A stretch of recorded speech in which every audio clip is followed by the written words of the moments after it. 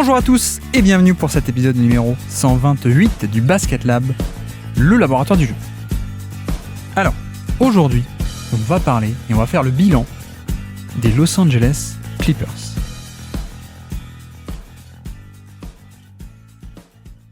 Donc, bien sûr, comme d'habitude, vous aurez reconnu bilan, notre série des stats de la saison, où on fait, à travers ce format de stats, le bilan de chaque équipe NBA. En tout cas, on va essayer de le faire.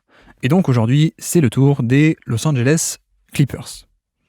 Donc, très simplement, notre format, c'est 10 stats pour décrire la saison 2023 des Clippers. Et donc, ça peut nous permettre de faire ressortir certaines stats très intéressantes, soit sinon de pouvoir aborder plein de petits sujets. Vous connaissez si vous suivez depuis un moment. Et du coup, pour ce format aujourd'hui, on reçoit quelqu'un que vous connaissez, puisque aujourd'hui, c'est Constant de Dunk Hebdo, qui se joint à nous pour parler des Los Angeles Clippers.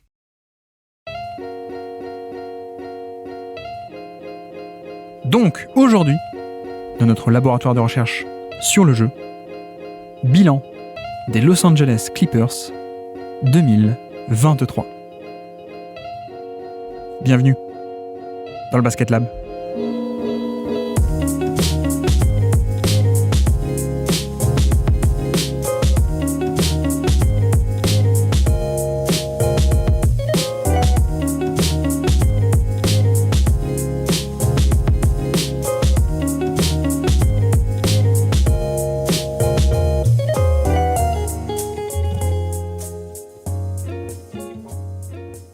Et donc, on se retrouve une nouvelle fois pour notre format des stats de la saison pour faire un bilan équipe par équipe. Aujourd'hui, donc, les Clippers. Et on reçoit quelqu'un que vous connaissez bien sûr, quelqu'un de Dunk Hebdo. On reçoit Constant. Comment ça va, Constant ? Ça va, merci à toi pour l'invitation. Évidemment, pour faire un podcast concernant une équipe que j'adore, puisqu'il s'agit des Los Angeles Clippers. Franchise amie lorsqu'il s'agit de récupérer leur tour de draft et de drafter Jalen Williams. Franchise ennemie quand ils gagnent des matchs de saison régulière et lorsqu'ils arrivent à se qualifier en play-off. Voilà, merci pour l'invitation, pour parler non pas du Thunder, mais pour parler des Clippers, avec plein d'anciens joueurs du Thunder. Ils sont très forts pour récupérer des joueurs qui sont passés du côté d'OKC à Los Angeles. Peut-être un autre supplémentaire d'ici quelques semaines. Et voilà, merci à toi pour l'invitation. Et ça fait vraiment plaisir d'être là pour parler d'un sujet où, intellectuellement, il faut faire preuve d'honnêteté lorsqu'on est fan du Thunder et qu'il faut parler des Clippers. C'est un beau sujet intellectuel à traiter, un beau sujet d'objectivité à traiter. Bon, vous aurez compris, Constant de We Are Thunder France, évidemment, fan de OKC, de Dunk Hebdo, évidemment aussi. Et c'est vrai que, comme tu dis, il y a peut-être un petit côté croque-mort peut-être sur cette série. On avait déjà fait, j'avais déjà donné à Baptiste de parler de Dallas, lui le fan des Knicks qui donc a un des pics de Dallas. Et là je me suis dit allez faisons pareil, donnons les Clippers à Constant qui est fan d'OKC. Il y a un peu ce côté on attend les pics et on attend que ça se passe pas bien. Mais bref donc oui donc Constant de We Are Thunder France, Dunk Hebdo. D'ailleurs Dunk Hebdo il y a on a fait la pub il y a pas longtemps avec Tom, avec la saga d'intersaison, mais il y a aussi le DH20 qui devrait arriver d'ici peu. Oui, tout à fait. Pour rajouter à ce que vous avez dit en intro avec Tom sur le DH20, Tyrese Haliburton, top 10 dès cette année, préparez-vous. Top 10 et pas 10e chez moi, je vous préviens, attention. Et évidemment sur We Are Thunder France aussi, tu me disais, ça parle aussi beaucoup notamment de Micic, c'est ça ? Tout à fait, l'arrivée de Vassili Micic qui a fait beaucoup parler dans la sphère Thunder. Bon, ce qui est étrange, c'est que il y a que la sphère Thunder qui a parlé de l'arrivée de Micic. C'est pas du tout lié au fait que 45 minutes avant, il y a Damian Lillard qui a officialisé sa demande de transfert. Je vois pas du tout je vois pas du tout le rapport. Ah, moi je le vois le lien avec OKC, moi je le vois. Oui, mais tu le vois plus que les fans du Thunder. Ça c'est. Mais disons que le côté ironique de voir beaucoup de fans de Portland dire que Lillard a éteint la franchise du Thunder, ce serait très drôle de le voir arriver à OKC. Moi qui aime beaucoup qui aime beaucoup l'ironie de certaines situations, je trouve que ce serait quand même assez fandard. Comme aussi une potentielle arrivée de Pascal Siakam, avec toutes les rumeurs sur Shai Gilgeous-Alexander au Raptors, je trouve que ce serait un joli pied de nez. Ah oui, les fameuses... Il est canadien, donc il faut les changer aux Raptors, c'est vrai que... Tout à fait. Mais prenez RJ Barrett, les Raptors, si vous voulez un Canadien. C'est bizarrement, j'entends moins de rumeurs sur RJ Barrett. Tu sais, la NBA, c'est le fameux leur ancien slogan. Alors, ils l'utilisent plus trop, mais c'est Where Amazing Happens. Donc, tout est possible et c'est pour ça qu'on aime la NBA. Donc oui, aujourd'hui, tu as accepté l'invitation donc pour parler ce sujet de pourquoi donc est-ce que OKC doit monter un trade pour Lillard et Michael Bridges. Non, pas du tout, évidemment.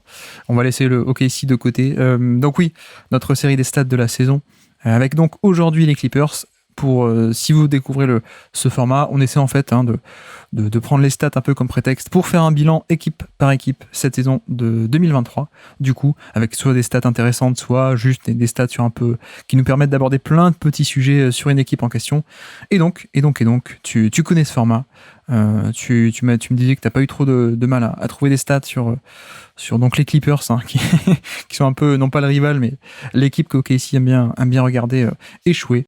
Est-ce que tu es prêt pour démarrer ? Ah, tout à fait, je suis prêt. Eh bien, allons-y. Je te lance directement. Quelle est ta première stat du jour à nous présenter sur le Thunder, sur les Clippers. Le lapsus révélateur. Les Clippers d'Oklahoma City. Ma première stat concernant les Clippers, c'est 17e. Est-ce que tu sais à quoi ça correspond ? Non, dis-moi, ça doit être un net rating ou un truc comme ça ? Alors, ça correspond à leur classement en attaque, en défense et au net rating. Ils sont 17e partout, les Clippers. Selon NBA.com, j'ai un peu triché, parce que si on prend Clean the Glass, ils sont 22e attaque, 18e défense et 25e au net rating. 25e au net rating pour une équipe qui a fait les playoffs et qui était 5e de la conférence Ouest. Mais voilà, c'est la première stat que je voulais utiliser parce que ces Clippers, je trouve que on peut faire un parallèle avec les Clippers de l'an passé, donc de la saison 2021-2022, qui est une équipe qui ne s'est pas qualifiée pour les playoffs, qui a échoué par 2 fois à remporter un match de play-in. D'ailleurs, les Wolves et les Pels, franchises amies du Thunder, bien évidemment. Mais je ne pense pas que cette équipe des Clippers 2022-2023 était vraiment meilleure que la 2021-2022, malgré l'ajout d'un joueur comme Kawhi Leonard et le retour de Kawhi Leonard après sa blessure.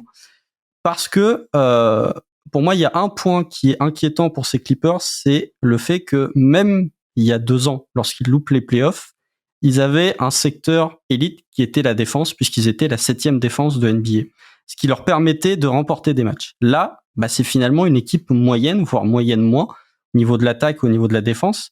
Et en fait, ils ont surperformé, si on en croit Clean the Glass, en expected win, donc en nombre de matchs qu'ils auraient dû remporter. Ils sont 2e dans le plus, avec 3,8 victoires de plus que ce qui était prévu.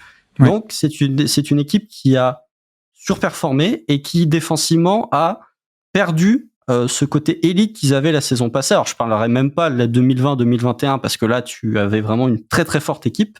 Mais avec le retour d'un joueur comme Kawhi Leonard, où on en parlera, ce n'est plus le Kawhi Leonard défensivement des Spurs, mais ça reste quand même très solide, avec quasiment le même effectif en début de saison, même s'il y a eu beaucoup de mouvements par la suite. Je ne crois pas que cette équipe des Clippers était réellement meilleure ou beaucoup meilleure que celle d'il y a 2 ans qui a loupé les playoffs. Et je pense que ils ont profité d'un contexte qui était bien plus favorable dans la conférence Ouest, avec plein d'équipes qui ont soit sous-performé, soit qui ont performé moyennement. Enfin, il y a que les Kings qui, selon moi, ont vraiment surperformé par rapport à leurs attentes de début de saison. Tout le reste a sous-performé. Et les Clippers, en fait, ils ont réussi à s'extraire de ce groupe pour finir 5e, mais je pense pas qu'ils étaient foncièrement une meilleure équipe que celle qui a loupé les playoffs il y a 2 ans. Et preuve en est, il y a que 2 victoires d'écart entre ces 2 équipes. Ce que tu veux dire aussi, je pense, c'est que c'est peut-être inquiétant parce que l'an dernier, c'est une équipe un peu moyenne, mais parce Kawhi Leonard n'a pas joué du tout. Peut-être que ce qui est un peu inquiétant, c'est que cette année, Kawhi Leonard est revenu et que finalement, il n'y a pas des résultats qui ont l'air si incroyables que ça, quoi. En fait, je disais ça, je comparais leur attaque cette saison et leur attaque l'année précédente au fait que, pour moi, si tu veux être champion NBA, il faut que tu sois élite des 2 côtés. Attaque-défense, ce qui a été prouvé, même les Nuggets qui ont été champions NBA cette saison, on a vu qu'en play-off, défensivement, ils étaient très solides. Et en fait, tu te dis, il y a le fait que l'attaque des Clippers était vraiment très mauvaise l'an dernier, ils étaient 25e attaque la saison précédente, tu te dis, avec un joueur comme Kawhi Leonard, ton attaque va être meilleure et tu ne vas pas perdre défensivement. Et en fait, quand tu regardes, je suis allé voir, je me suis dit, mais comment c'est possible que les Clippers puissent perdent autant de qualité défensive, en fait, sur transition, défense sur transition, ils sont moins bons que l'an dernier. Défense sur isolation, ils sont moins bons que l'an dernier. Défense sur les tirs en spot-up, ils sont moins bons que l'an dernier. Défense sur les tirs près du cercle, ils sont moins bons que l'an dernier. Donc, c'est des catégories importantes. Je parle pas du post-up, qui sont des catégories un peu, des registres de jeu un peu moins utilisés. En fait, c'est des catégories importantes et c'est là où la défense des Clippers a pêché par rapport à celle de l'an dernier. Et finalement, de voir une équipe moyenne partout me donne pas spécialement confiance sur eux pour les prochaines années parce que je me dis, en fait, t'as peut-être perdu ce côté élite que tu avais les précédentes années. C'est vrai que c'est là aussi où c'est un peu étonnant parce que, déjà, il y a le côté offensif où tu te dis, tu remets Kawhi Leonard là-dedans, t'es censé être meilleur et c'est pas forcément le cas. Mais c'est surtout en défense, en fait, comme tu dis, où l'an dernier, c'est une équipe ils font quoi ? Ils font play-in, je crois. Enfin, à peu près. Oui, ils font play-in, ils se font 8e, puisqu'ils sont à domicile même pour le second match de play-in face aux Pels. Ouais, donc un peu dans cette zone de fin de qualification en play-off. Mais effectivement, ça reposait aussi sur le fait que l'attaque n'était pas bonne sans Kawhi Leonard, de manière peu surprenante, on va dire, peut-être. Mais pour le coup, il y avait une vraie identité défensive et un vrai niveau, en tout cas, un vrai niveau de jeu défensif sur la saison dernière qui en fait a été complètement perdu. Et c'est vrai que je te rejoins là-dessus, où du coup, on est un peu étonné des deux côtés. Et c'est vrai que c'est bien de commencer par ça. Et d'ailleurs, moi, ma première stat de la saison, c'est un peu... On est exactement sur le même thème, mais avant que j'en parle même au niveau stat, il y a même niveau impression générale, je pense que tu me rejoindras aussi, mais on a un peu l'impression que on est sur une année très décevante, finalement, de ce cycle Kawhi Leonard et Paul George. Et sans doute qu'on s'attendait à ce que ça remonte et que ça rebondisse beaucoup mieux que ça n'a été le cas. Et finalement, les années passent, c'était déjà la 4e année du cycle Kawhi Leonard et Paul George, donc avec les deux superstars qui ont rejoint les Clippers. Et on a eu 2 bonnes premières années. La blessure de Kawhi, on se disait, c'est normal que les Clippers soient pas trop acteurs. Et là, moi, personnellement, je les attendais comme, je crois que j'avais mis d'ailleurs comme mes 2 gros favoris, les Warriors et les Clippers, avant le début de l'année. Et j'avoue que même sans parler de stats, j'ai eu un peu toute la saison ce côté déception de, en fait, au bout d'un moment, on est bien obligé de se rendre compte que oui, ce n'est pas un contender comme on aurait pu le penser en début d'année, quoi. Oui, c'est pas compliqué. Si on prend les pourcentages, enfin les codes de titres de Vegas avant le début de la saison NBA, ils étaient 5e, égalité à la 4e place avec les Nets. Donc les Nets qui avaient encore Kyrie Irving et Kevin Durant à cette époque. Ouais. Donc ils étaient vraiment, je pense que beaucoup pariaient sur le retour de Kawhi Leonard en se disant c'est vraiment la pièce qui va permettre aux Clippers de redevenir une équipe très forte, qu'ils étaient il y a 2 ans, enfin lors de la saison 2020-2021, où on peut dire ce qu'on veut, mais je me pose vraiment des questions sur si Kawhi Leonard est en santé, est-ce que ce serait pas l'année des Clippers ? Est-ce qu'ils vont pas au titre ? Parce qu'ils étaient vraiment très costauds, notamment lors de cette campagne de play-off. Après, ça, voilà. Ouais. Parier sur la santé de Kawhi Leonard, c'est toujours un risque. Mais oui, cette saison, au-delà de la déception, je pense que c'est surtout la saison de la frustration. En tout cas, pour une partie de la fanbase des Clippers, où certains ont dû même toi, d'ailleurs, hein, même toi. Oui, non, frustration, non, parce que non, mais si on sort du prisme fan d'OKC. Non, j'arrête. C'était ma dernière blague. J'arrête. Non, mais tu peux après. De toute façon, on risque de parler d'un certain meneur du côté des Clippers qui a fait une petite carrière au OKC. Il s'agit bien évidemment de Reggie Jackson. Non, mais après, si on sort de, moi, je me disais les Clippers, j'en faisais pas mes favoris parce que je trouvais que j'avais des doutes sur le retour de Kawhi Leonard à un niveau pré-blessure. Mais ensuite, quand tu vois la saison qui a été faite, il y a eu énormément de blessures, il y a eu énormément de tâtonnements au niveau tactique de Tyronn Lue. J'y reviendrai plus tard sur les autres stats. Mais effectivement, il y a cette saison de la frustration de te dire, t'as quand même eu une bonne saison en termes de nombre de matchs rejoués de Kawhi Leonard et de Paul George. Finalement, t'avais une équipe qui n'était pas si forte que ça, dans une conférence Ouest qui elle-même n'avait pas l'air d'être aussi forte que ça, puisque les Kings terminent 3e avec 48 victoires. Donc, certaines années, tu n'allais même pas en play-off avec 48 victoires à l'Ouest. Donc, il y a ce côté un peu, finalement, frustration en se disant, on attendait le retour de Kawhi, et en fait, même en ajoutant Kawhi Leonard, t'es une équipe qui n'est pas un contender.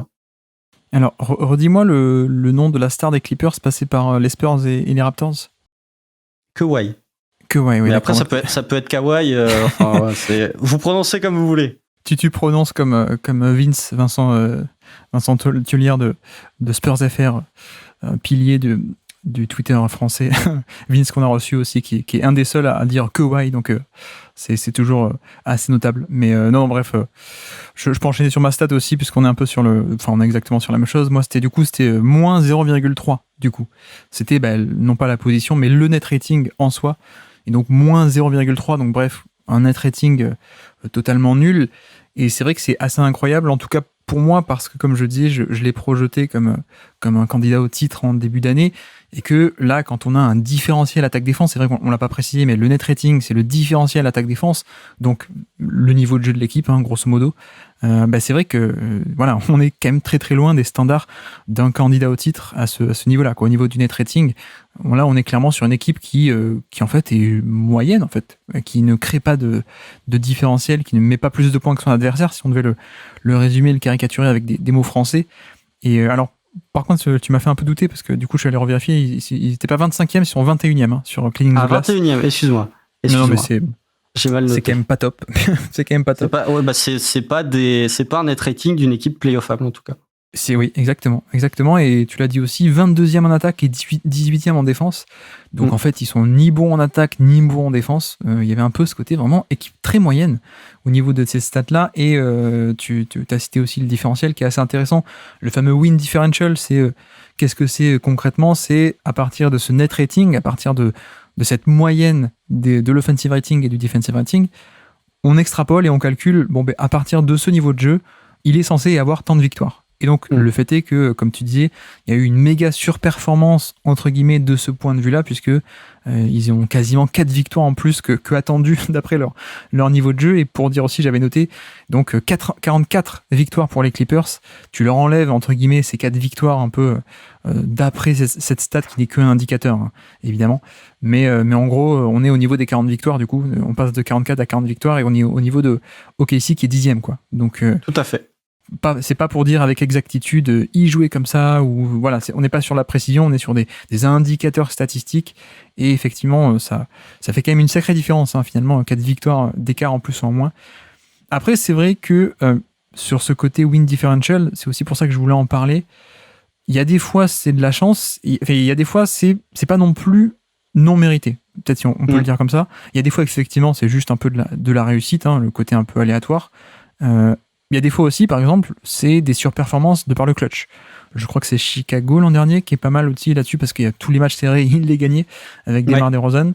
Donc il y a ce côté clutch aussi, et ça, c'est un facteur à mettre au mérite de l'équipe. Et puis il y a aussi un côté peut-être où la moyenne peut être trompeuse dans certains cas.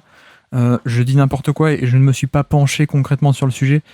J'espère pouvoir le faire cet été dans ma liste des 14 000 trucs à faire.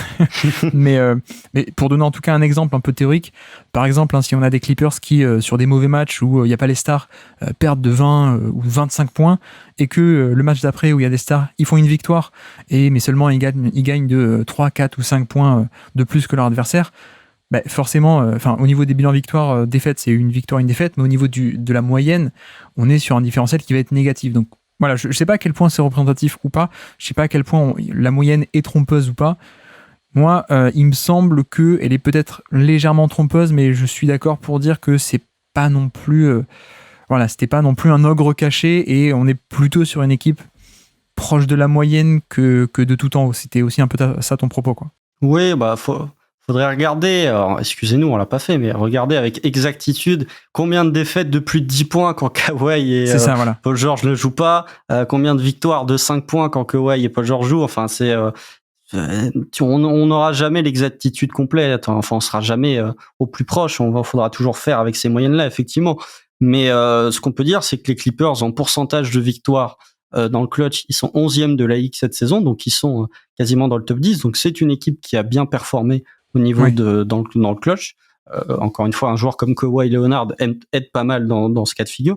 Mais il y a un point que je trouve intéressant du côté de ces Clippers, et peut-être même inquiétant, c'est que ils possèdent la 22e attaque. Pourtant, quand tu regardes les stats, notamment à 3 points, ils sont 3e en efficacité, et à l'effective field goal percentage en catch and shoot, Ils étaient premiers l'an dernier, alors qu'ils avaient déjà une attaque très mauvaise, et ils sont encore seconds cette année. Donc, il y a vraiment ce côté. Ils ont une des meilleures attaques, en tout cas à 3 points, avec Luke Kennard, qui est ensuite parti du côté de Memphis, avec des joueurs comme Norman Powell, des joueurs comme Eric Gordon qui sont arrivés en cours de saison, même Nicolas Batum. Tout à fait, Russell Westbrook, qui avait pas si mal shooté. Enfin, je crois que c'était mieux qu'aux Lakers à 3 points. Mais en même temps, c'était pas difficile de faire mieux qu'aux Lakers. Mais voilà, donc c'est vraiment une équipe avec de bons ailiers qui sont capables de shooter en catch and shoot. Et pourtant, l'attaque ne décolle pas, ce qui est peut-être dû, d'une part, je pense, à un manque pour moi de playmaking au niveau du guard, un manque de guard play, qui peut s'expliquer par le fait que 26e au ratio assist turnover, 24e pace. Je suis pas sûr que jouer lentement pour les Clippers soit vraiment une qualité, même si on sait que Kawhi est un joueur qui aime bien ralentir le jeu. Mais voilà, je trouve que l'attaque, alors que le tir est vraiment très effectif. Si on regarde les équipes au-dessus, il y a les Nuggets, il y a les Sixers, il y a les Warriors, donc que des attaques qui sont dans le top 10 de la NBA au niveau des attaques, et il y a les Clippers sur l'effectif field goal en catch and shoot à 3 points. Donc si on essaye de résumer avec des termes français et pour parler normalement, plutôt que juste des chiffres, retenez qu'effectivement, on a des indicateurs stats qui nous disent que, a priori, c'était pas une si bonne équipe que ça, malgré toutes les imprécisions qu'il peut y avoir sur est-ce qu'une moyenne parfois peut être trompeuse ou pas, est-ce qu'un win differential, il faut le prendre au pied de la lettre? Bah non, évidemment. Mais bref, on a des indicateurs qui se recoupent pour dire, bon, bah c'est une attaque qui était pas très performante, une défense qui était pas très performante, et donc une équipe qui, globalement, était pas très performante. Et ça colle un peu avec le sentiment général, on va dire, de frustration ou de déception, comme tu disais. Ouais.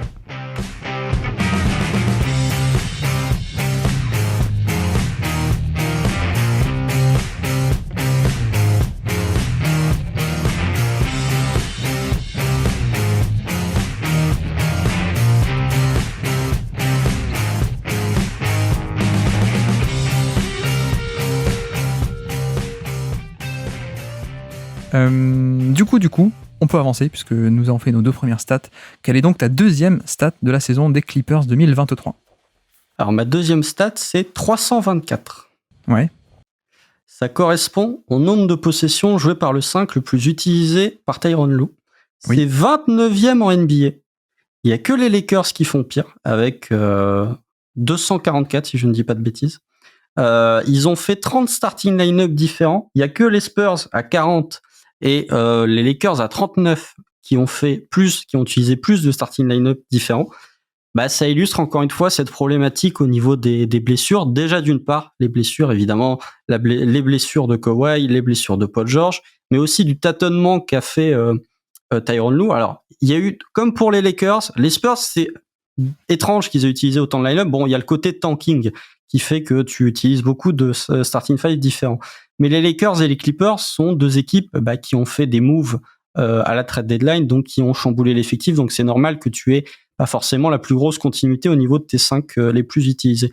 Mais au-delà de ça, il y a eu beaucoup de tâtonnements ou de recherches du côté de Tyronn Lue, notamment au niveau de la main, puisqu'il y a quand même eu un turnover complet au niveau de la main qui a été effectué par les Clippers, où ils commencent la saison avec Reggie Jackson et John Wall en backup meneur, et où ils terminent la saison avec Russell Westbrook et Eric Gordon / Bose Island / Terrence Mann en tant que vraiment guard en sortie de banc.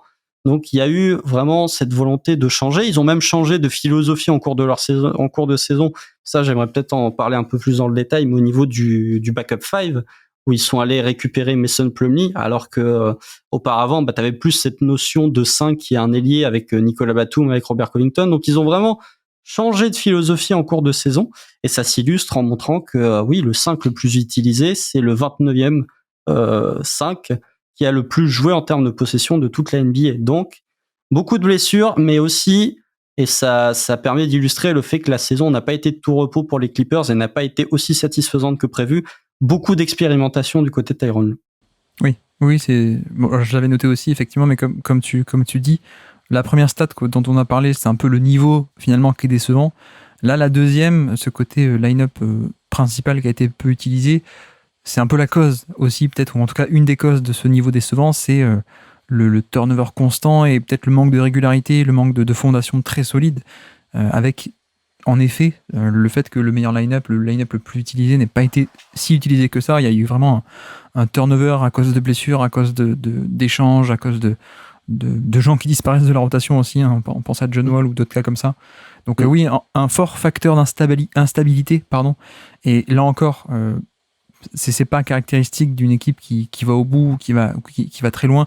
Les Lakers étant une exception évidemment, avec une refonte totale de l'effectif, mais ils ont gagné le jackpot au niveau des échanges à la trade deadline. Mais bref, donc oui, moi j'avais aussi noté ça un peu dans un coin d'une feuille, le line-up. Alors moi j'avais 331 du coup sur Cleaning the Glass, bon on s'en fiche, mais c'est juste, j'en profite aussi pour le repréciser. Pourquoi est-ce qu'il y a des stats un peu différentes sur NBA.com, c'est les stats normales, on va dire, brutes et totales. Sur le site de Cleaning the Glass, qui est un autre site de stats, eux ils enlèvent un peu ce qu'on appelle le garbage time. Donc quand les matchs sont déjà pliés, les possessions à la fin comptent plus, donc ça ils enlèvent un peu pour essayer d'avoir des échantillons un peu pertinents. Et bon bref, on s'en fiche au niveau. En gros, les meilleurs line-up est à 300 et quelques. Et c'est vrai que je crois qu'on en avait parlé dans l'épisode avec Baptiste, je crois sur Dallas, où c'était un peu le cas aussi à Dallas avec cette inconstance et instabilité même plutôt, pardon. Et on avait dit que oui, voilà, il y avait en NBA, il y avait plein d'équipes qui avaient non seulement des line-up principaux à beaucoup plus de possessions, mais il y en a certaines équipes avaient même plusieurs line-up à plus de 500, 600 ou 700 possessions jouées ensemble. Donc là, on est vraiment sur un niveau très très faible de noyau dur et de temps passé ensemble pour le noyau dur. Après, c'est vrai que ce que j'avais aussi noté, je sais pas si tu l'avais remarqué également, c'est le côté, le premier, il est que à 300 et quelques, et en même temps, les trois premiers contiennent le même quatuor. Ouais. Et ça, c'est relativement intéressant dans le sens où, justement, le quatuor en question, c'est Paul George, Kawhi Leonard, Marcus Morris et Zubac. Ouais. Et donc, les trois line-up les plus utilisés, c'est à chaque fois avec quelqu'un de différent en plus de ce quatuor. Donc, il y en a un avec Reggie Jackson, il y en a un avec Terrence Mann et un autre avec Russell Westbrook. Donc, voilà, ça. Je pense que je voulais aussi parler de ça pour te lancer et pour en tout cas soulever un point intéressant de la saison qui s'est écoulée et du coup du futur aussi. Quid de ce poste de meneur aux Clippers, parce que ça a été un problème de 2023 et la signature de Westbrook est peut-être venue un peu solutionner ce gros manque de l'effectif. Solutionner, je sais pas. Déjà, oui, effectivement, exemple, voilà, l'exemple qu'on va utiliser, le 5 des Kings a joué 1893 possessions ensemble. Oui. Selon PVP Stats, c'est là où je suis allé chercher les possessions. Voilà, 1900. Hein, c'est quasi 6 fois plus que celle des Clippers. Bon, il y a que 4 wins d'écart. Mais bon, je vais pas taper sur les Kings encore. On en reparlera peut-être l'an prochain. Non, mais alors après, juste pour dire, les Kings sont une anomalie. Hein. En général, oui. Les équipes sont pas autant. On est plutôt autour des 1000 possessions jouées ensemble. Les Kings sont une anomalie, donc. Tout à fait, mais c'est pour montrer la saison des Kings, parce que je suis taquin au niveau des Kings et de leur saison et potentiellement les futures années. Mais bref, ça c'est parce que je suis un fan de Tyrese Haliburton. Mais au niveau en fait, le problème des Clippers, c'est que ils ont jamais réussi à vraiment solutionner cette problématique du meneur, mais j'ai l'impression depuis l'arrivée de Kawhi et de Paul George. Parce que si on regarde les années où vraiment tu as les premières années, allez, on va dire la 2019-2020 et la 2020-2021, qui sont les deux premières années du cycle, le meneur titulaire, c'était Patrick Beverley. T'avais Lou Williams qui était là pour apporter un peu de création, encore, il est là qu'une saison. Seconde saison, c'est Reggie Jackson et c'est Terrence Mann.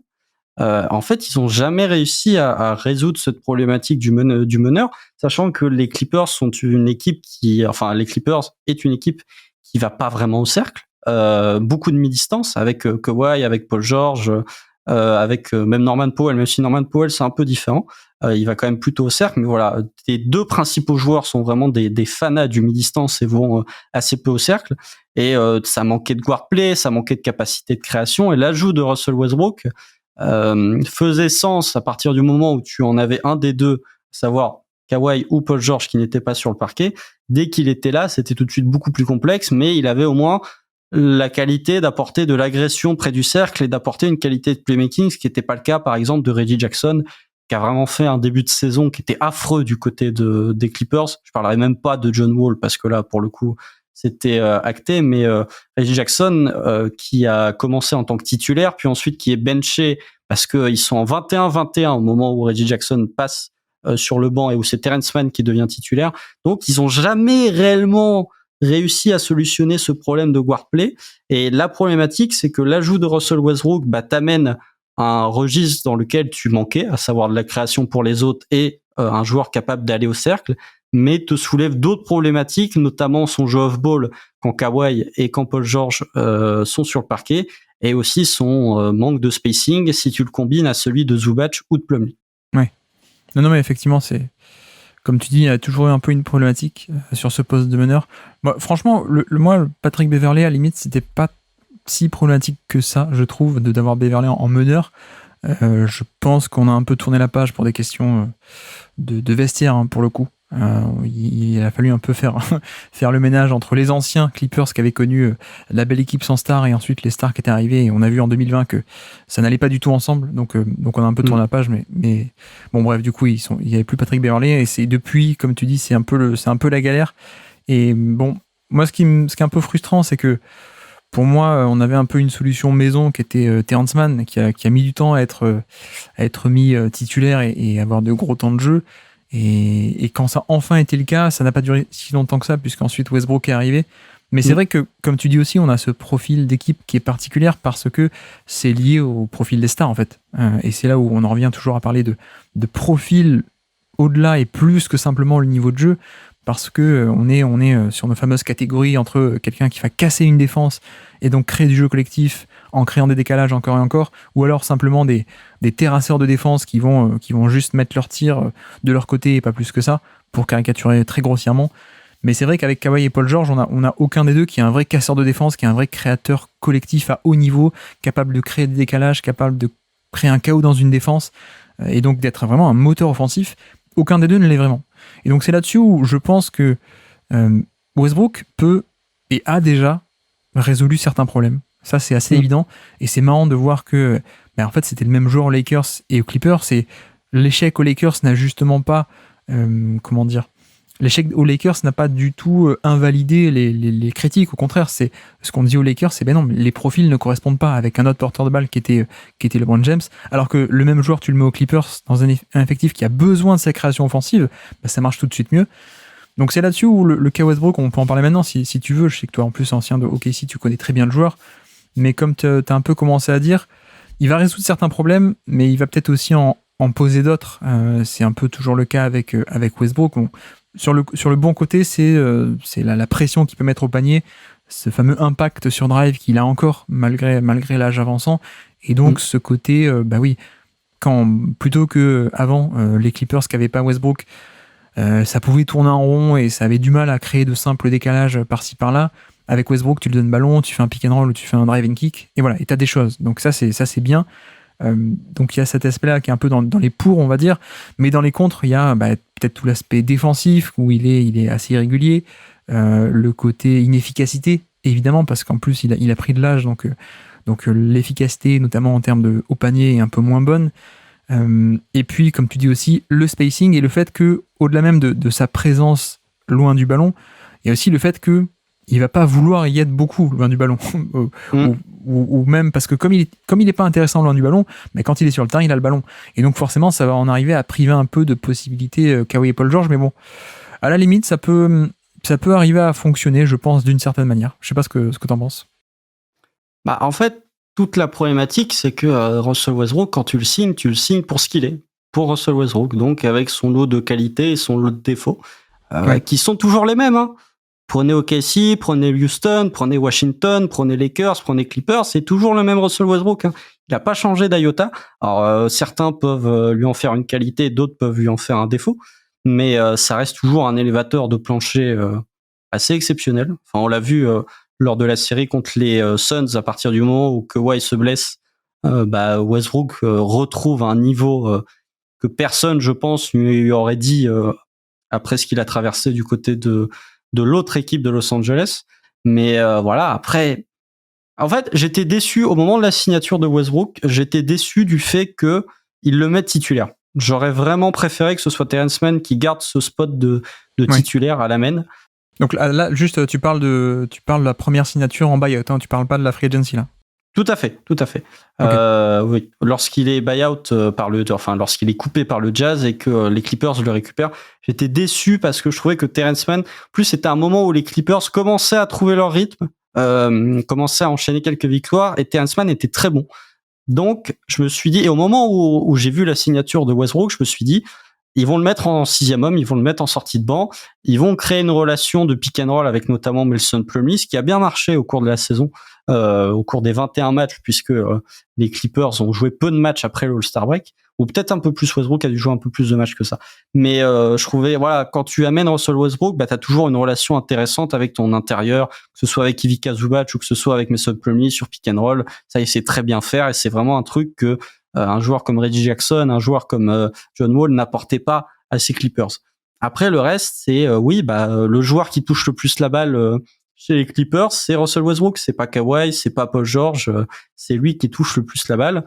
Voilà, ça vient avec son lot de frustration, ça vient avec son lot de tirs à 3 points où tu te demandes ce qu'il fait, parfois des drives un peu forcés. C'est la problématique Russell Westbrook. Après, Mais en fait, c'est comme tu dis, quand tu le signes, de toute façon, ça a toujours été le même, tu signes Russell Westbrook, en fait. Et voilà. Je pense que tu voulais dire au niveau du jeu et du profil et du scouting report, mais même au niveau de la mentalité. Moi, je pense que Westbrook, ce sera jamais Blake Griffin actuellement, ce sera jamais DeAndre Jordan, ce sera jamais un mec qui va juste être le vétéran d'un vestiaire. Je pense que Westbrook, ce sera toujours, et c'est ça aussi la problématique, c'est que Westbrook sera toujours et aura toujours cette ambition d'avoir un gros volume et beaucoup de responsabilités. Et je sais pas ce que t'en penses, toi qui l'as suivi longtemps, mais moi je ne l'imagine pas vieillir et se dire, bon allez, je vais être un 6e homme sur 20, 25 minutes, 15 minutes.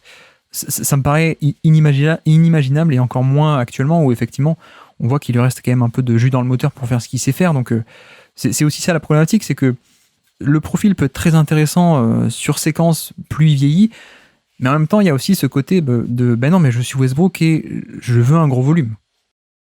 En fait, je pense que quand il aura plus de jus dans le moteur, il arrêtera, tout simplement. Et qu'il n'aura pas ce profil, ça, ouais. comme tu as dit, de faire 10, 15, 20 minutes. Je pense qu'être 12e homme, ça l'intéresse absolument pas. Je pense que vraiment, je pense aussi qu'il, dans la mentalité, il se dit, je peux encore le faire.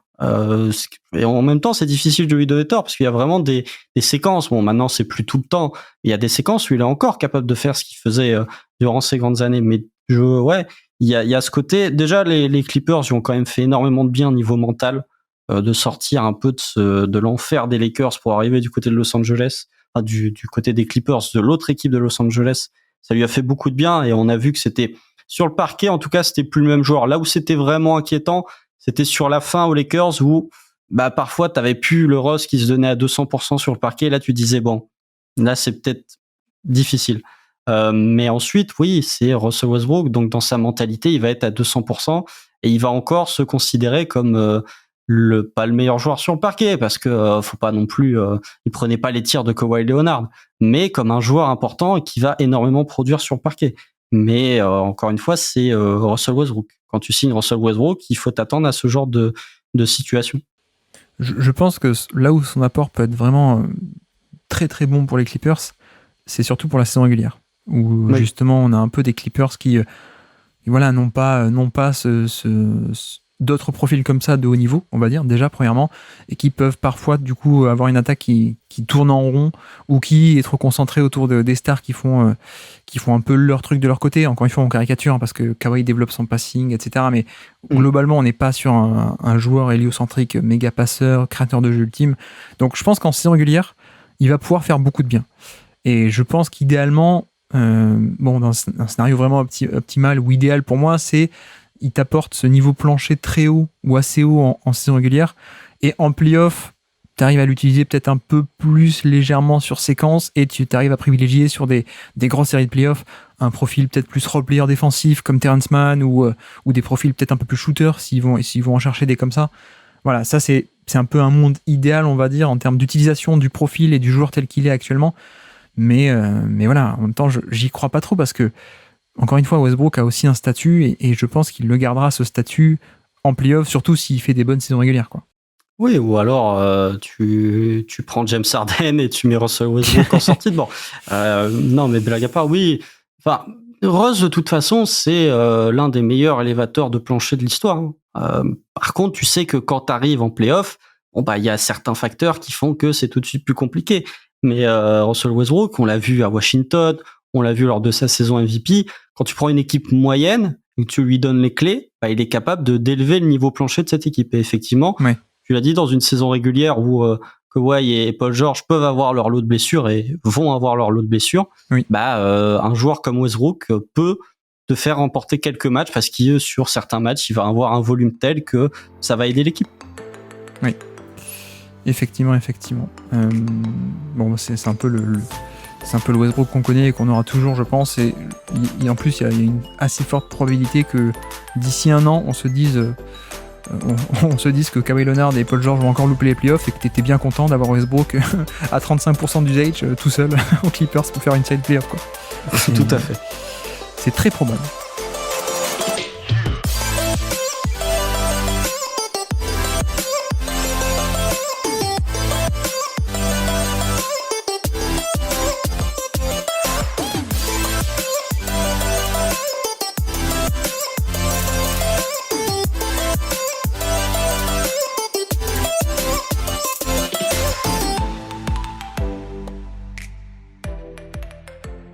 Quelle est donc, du coup, on avance, quelle est donc ta troisième stat du jour à nous présenter pour les Clippers 2023 ? Alors, ma troisième stat, c'est 4e. Ouais. C'est le classement de monsieur Norman Powell au 6e homme de l'année. Donc, derrière monsieur Bobby Portis, derrière le lauréat Malcolm Brogdon, et derrière celui qui aurait dû gagner, à savoir Emmanuel Quickley.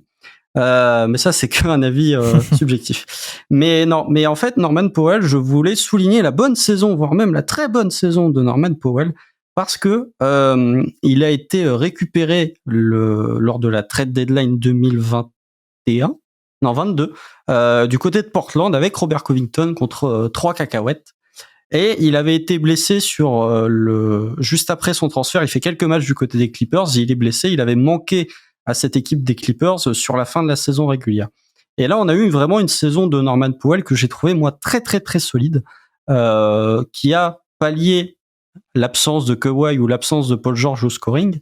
Et du coup, je me suis dit, alors, je vais aller chercher les pourcentages de Norman Powell par rapport aux autres joueurs qui ont été classés dans le top 5 du 6e homme de l'année. Donc, si on prend le True Shooting Plus, alors qu'est-ce que le True Shooting Plus ? Non, je vais pas faire la blague. Si vous écoutez le Basket Lab, vous connaissez le True Shooting Plus. Mais il est à 105 de True Shooting Plus. Malik Monk, qui est 5e, est à 101. Brogdon, 106. Portis, 99. Et Quickley, 100. C'est-à-dire qu'il shoot au-dessus de la moyenne NBA et il y a que Brogdon qui shoot mieux que Norman Powell. Mais la différence, là où se crée la réelle différence entre Norman Powell et les autres joueurs qui ont été parmi les meilleurs 6e hommes de l'année, c'est sur le free throw rate plus. Ouais. Parce que là, on a Emmanuel Quickley qui est à 99, Malik Monk qui est à 98, Brogdon qui est à 94, Bobby Portis qui est à 58. On a Norman Powell qui est à 146 de free throw rate plus. Donc là, pour le coup, il explose la moyenne NBA, il explose largement ses concurrents. On rappelle juste le free throw rate plus, toutes les stats en plus, le 100 est défini comme la moyenne. Donc quand tu dis 99, il est moins 1% par rapport à la moyenne, 95, moins 5% à la moyenne, et donc tu as dit combien ? 146, plus 46% par rapport à la moyenne.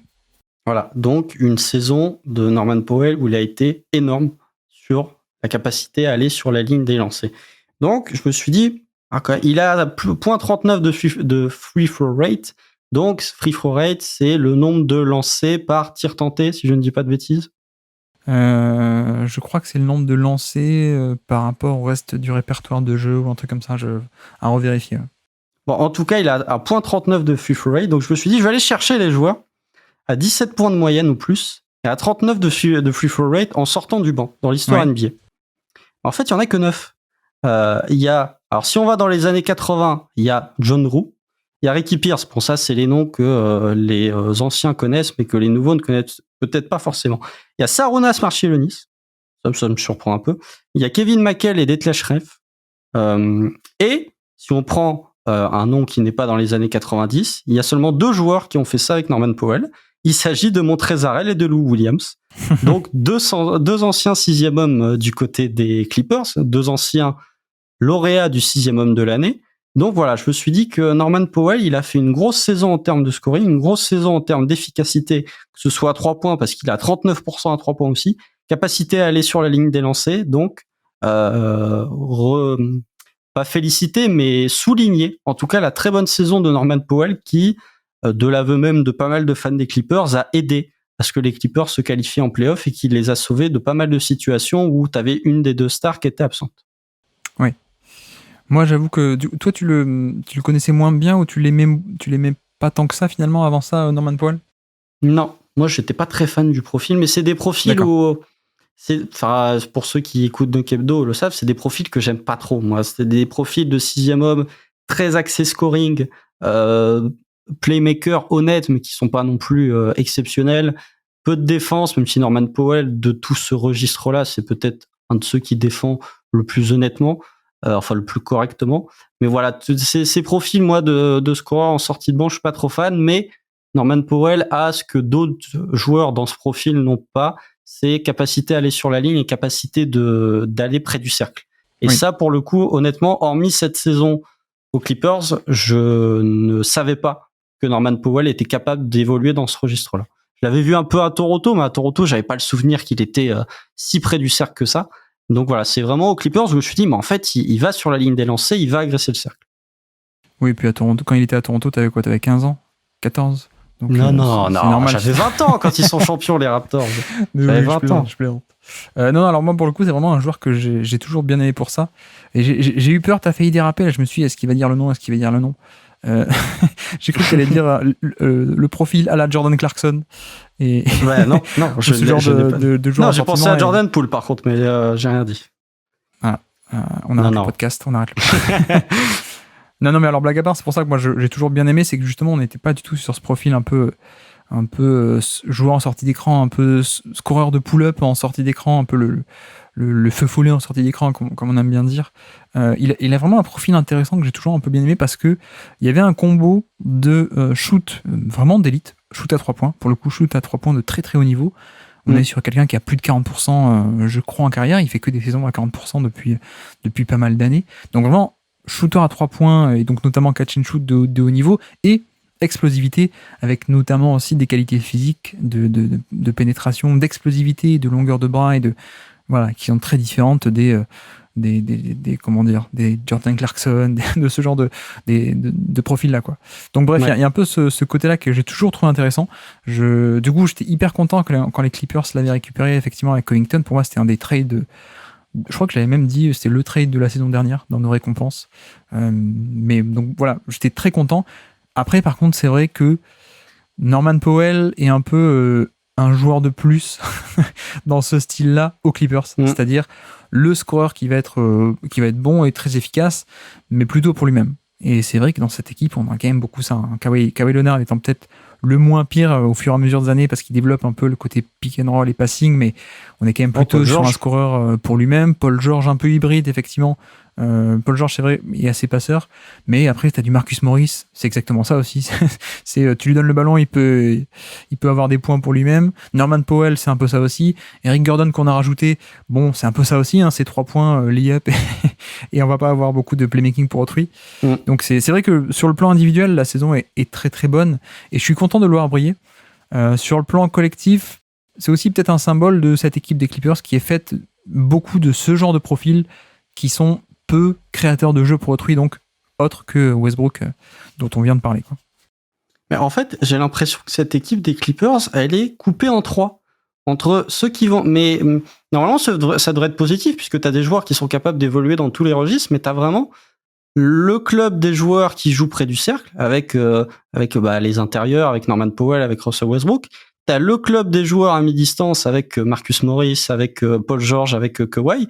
T'as le club des joueurs qui jouent à 3 points avec des catch and shooters, même j'ai envie de dire à 3 points, avec du Eric Gordon, du Nicolas Batum, du Luke Kennard avant son départ. Donc, je me dis, c'est une équipe qui, sur le papier, t'as des joueurs qui peuvent contribuer dans chacun des 3 niveaux au scoring, mais finalement, déjà celui où les superstars sont les meilleurs, c'est le mid-range, donc c'est pas forcément celui le plus prolifique ou le plus rémunérateur en termes de points ou en termes de qualité de tir.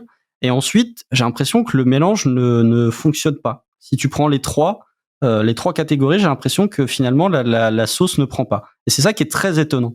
Il manque un peu de lien en fait entre ces 3 catégories et et même de manière générale en fait. Ça manque un peu de lien. C'est malheureusement une critique qu'on fait un peu depuis le début de ce cycle. Kawhi Leonard et Paul George, il y a des très forts joueurs, mais à quel point est-ce qu'il y a vraiment du lien et des passeurs et des connecteurs et ce genre de choses pour un peu faire ensemble en fait. Voilà, même au tout début, c'est pareil, Lou Williams ou Montrezl Harrell, ils le faisaient pas exactement de la même manière, mais on est un peu aussi dans ce profil comme Norman Powell de tu me donnes la balle, je crée des points sur un certain volume quand je sors du banc, quoi. On est sur ce profil là aussi, quoi. Et les tentatives de joueurs un peu connecteurs, un peu de liens qu'ils ont tenté n'ont pas forcément toutes réussi. Je crois que moi, un des cas où j'étais le plus chaud, c'était Luke Kennard. Mais sauf que Luke Kennard a aussi des problèmes défensifs et du coup, on a un peu abandonné le projet. Donc voilà, c'est un peu toujours le problème. Mais c'est vrai que sur le plan individuel, effectivement, on est sur une très bonne saison de Norman Powell qui en plus peut être très bon en défense aussi. C'est ça qui est assez appréciable. Comparé à justement aux fameux punchers en sortie de banc qui en général ne le sont pas.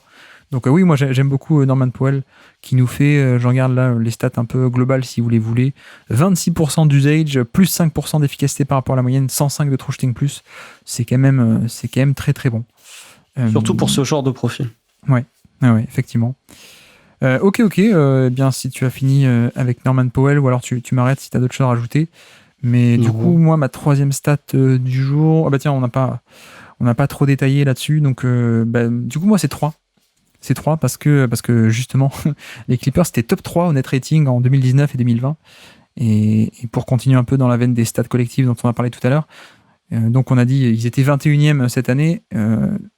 Au début du cycle, donc, ils étaient donc en 2020 et 2021, ils étaient donc top 3, 2e et 3e, donc clairement dans des niveaux d'élite en termes de cet indicateur.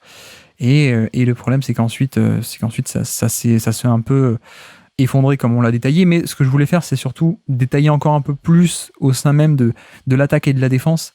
Et c'est vrai que, encore une fois, avec cette vision du cycle de 4 ans, l'attaque, elle fait 2e, 4e, ensuite 24e sans Kawhi Leonard et 22e avec Kawhi Leonard qui revient. Donc ça, on en a parlé, c'est un peu un échec. Et en détail, comment est-ce que ça fonctionne ? Ils sont 17e sur demi-terrain, au niveau de l'attaque sur demi-terrain. Alors qu'avec Kawhi Leonard, avant sa blessure, ils étaient 2e. Donc c'est vrai que là, on a un sacré gap. Comment est-ce qu'on explique ça ? Notamment, tu as parlé du fait que le shotmaking, pourtant, à 3 points, était très très bon. Mais il y a quand même pas mal de pertes de balles cette année, donc c'est des cartouches, des munitions un peu gâchées. 19e sur 30 en termes de pertes de balles, et même 23e sur 30 au niveau des rebonds offensifs, donc ils vont pas chercher beaucoup de rebonds. Et en plus, quand on mélange volume et efficacité en termes de points ajoutés sur des actions de rebond offensifs, des points ajoutés dans cette catégorie, ils étaient carrément 29e sur 30. Donc voilà qui vient un peu aggraver le côté attaque sur demi-terrain pas très bonne. Donc voilà comment est-ce qu'on se retrouve avec une attaque qui est un peu moyenne. Et de l'autre côté, pour la défense, on en a parlé aussi, mais pour détailler du coup sur le cycle, ils étaient 5e défense, 8e défense, 7e défense encore l'an dernier, et donc 18e. Et donc en détail, pareil au niveau du demi-terrain, 14e sur 30, donc dans la moyenne. Mais bon, à la limite, c'est pas si grave que ça. Et même avec Kawhi Leonard, il avait déjà été 14e. Donc voilà, c'est pas très inquiétant. Mais par contre, qu'est-ce qui fait que le defensive rating global est encore plus bas que cette efficacité sur demi-terrain ? Tu l'as mentionné tout à l'heure. Le jeu sur transition défensive est catastrophique. Mais vraiment, vraiment catastrophique. Et même, c'est assez choquant. Enfin, choquant, peut-être pas, mais c'est assez surprenant de voir un tel niveau aussi bas pour une équipe qui a des ambitions, on va dire. D'habitude, les plus mauvaises équipes du classement de défense en transition, c'est plutôt des équipes de tanking ou des équipes qui sont pas bonnes, quoi.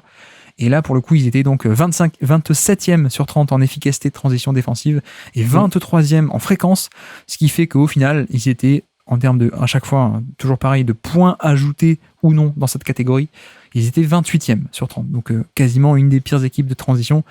Ce qui fait que, bah oui, en fait, on avait une défense sur demi-terrain qui était dans la moyenne, donc ça allait plus ou moins, mais le cas est vachement aggravé par de la défense en transition qui n'est pas bonne, et surtout, je l'ai dit en plus tout à l'heure, non seulement la défense en transition n'est pas bonne, mais en plus tu perds aussi beaucoup de ballons. Donc Donc tu es obligé de gérer pas mal de ces situations-là. Donc voilà, un peu 2-3 stats rapidement pour aller encore un peu plus dans le détail de ce qu'on a dit tout à l'heure au niveau des stats collectives. Voilà, si on doit le résumer, une attaque et une défense peut-être un peu rouillées. On verra est-ce que ça peut repartir ou pas pour l'an prochain. Et dernier point aussi, que je voulais un peu lier au niveau de la défense en transition notamment. L'âge moyen, c'était 28,1 ans de moyenne pour cette équipe des Clippers. C'était la 3e pire de toute la NBA. Donc peut-être qu'en un certain sens, ça explique cela. Avec en plus d'ailleurs des trades qui ont ramené des vétérans en fin d'année, mais peut-être que ça n'a pas dû aider dans ce sens-là. Mais donc voilà. Ouais, t'as dit plein de choses. Déjà, c'est surprenant en fait de voir que t'as une équipe aussi mauvaise au rebond offensif et aussi mauvaise en défense sur transition. Exactement, oui. si tu prends une équipe comme une équipe très mauvaise en transition comme les Rockets, enfin en défense sur transition, ok, ils sont très mauvais en transition, mais aussi parce que t'as l'équipe la plus efficace au rebond offensif. Merci Tari Eason, surtout. Mais là, les Clippers, en fait, c'est une équipe qui ne va pas au rebond offensif, hormis Zubac et Plumlee, qui sont les deux seuls rebondeurs offensifs un peu dangereux du côté des Clippers, avec Westbrook. Et puis le reste, ensuite, ça prend très peu de rebonds, aussi parce que dans beaucoup de line-up, t'es un peu undersize. Enfin, t'as un peu un manque de taille, t'as un manque. Est-ce que t'as un manque de capacité athlétique? Je sais pas, mais quand t'as certaines line-up, tu peux peut-être manquer de capacité athlétique, notamment sur le backcourt. Mais voilà, c'est incroyable de voir que tu as une équipe qui va aussi peu au rebond offensif et qui est aussi mauvaise en repli défensif sur transition. Et le fait de perdre autant de ballons peut avoir son influence sur le fait que ta défense en transition est mauvaise, parce que tu as forcément moins de possibilités de te replier suite à une perte de balle que suite à un panier loupé. Mais effectivement, c'est pas des statistiques qui sont dignes d'une équipe qui va viser, qui espère en tout cas être championne NBA. Oui, parce que tu veux dire aussi que, par exemple, les équipes qui sont mauvaises en transition, elles peuvent aussi l'être parce qu'il y a un choix stratégique de dire on envoie plein de monde au rebond offensif, mais du coup, on se découvre. Mais du coup, c'est un compromis que tu fais, quoi. On attaque le rebond, mais même si on se découvre derrière. Et le cas des Clippers, c'est un peu, ils font ni l'un ni l'autre, quoi. Donc c'est là où c'est un peu étonnant. Et c'est là aussi, peut-être, où il y a, une question d'effort, de discipline, de focus, je sais pas, mais c'est peut-être aussi un indicateur un peu dans le sens de la saison a été un peu morose et je me demande à quel point c'était un peu le sentiment de l'intérieur avec les joueurs. Mais c'est vrai que voilà, pour une équipe qui a de telles ambitions, c'est quand même un peu bizarre qu'on ait une défense aussi mauvaise en transition alors que elle ne s'explique pas par un choix philosophique ou stratégique. A priori, c'était plutôt juste un niveau d'effort qui du coup n'a pas été assez bon. Et c'est un peu bizarre. Mais bon, on verra l'an prochain peut-être si les Clippers arrivent à refaire une meilleure année, une vraie année en fin de contender. T'as cette impression sur certains matchs des Clippers que ils pensaient que forcer leur talent pendant un quart-temps allait leur suffire pour remporter des matchs. Ils avaient cette philosophie qu'ont certaines équipes contenders, qu'a eu notamment le Thunder l'année du big flop avec Westbrook, Paul George et Carmelo Anthony, de se dire on est tellement talentueux que on va jouer 12 minutes et en fait on va remporter le match, quitte à pas faire les efforts défensivement. Et en fait non, parce qu'en face t'as des équipes qui vont jouer crânement leur chance et ça ne va pas suffire.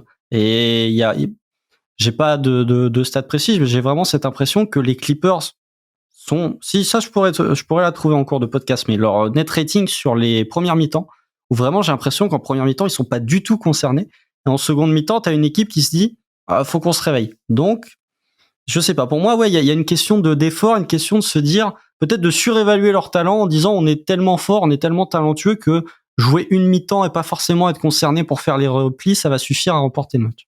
Ouais, comme je te disais, ma stat c'était 3 parce que en 2020 et 2021 ils étaient top 3, 3e et 2e au niveau du net rating.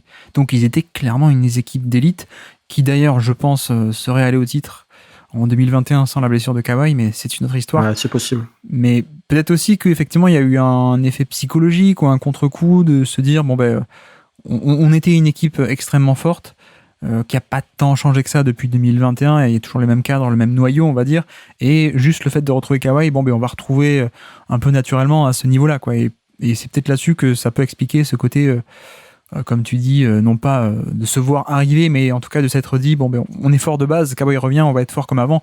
Alors qu'en fait, non, il faut toujours les refaire, les efforts, et peut-être que, et pas que défensifs, hein, je parle peut-être les efforts en attaque ou plein de petits détails qui n'ont pas été faits cette année, et ça a peut-être un peu pêché, effectivement. Ouais, bah, tiens, justement, sur le net rating sur le deuxième quart-temps. Ouais. Alors, sur le premier, ils sont 13e, ils sont à plus 0.4. Et sur le net rating du second quart-temps, ils sont 27e à moins 1.7. Il n'y a que les pros du tanking que sont Charlotte, Houston et San Antonio qui font pire. Ouais. Mais ça c'est. Mais c'est en lien aussi avec le fait que second quart-temps, c'est souvent les minutes où tu n'as pas Kawhi ou pas Paul George qui sont tous les deux en même temps sur le parc. C'est vrai.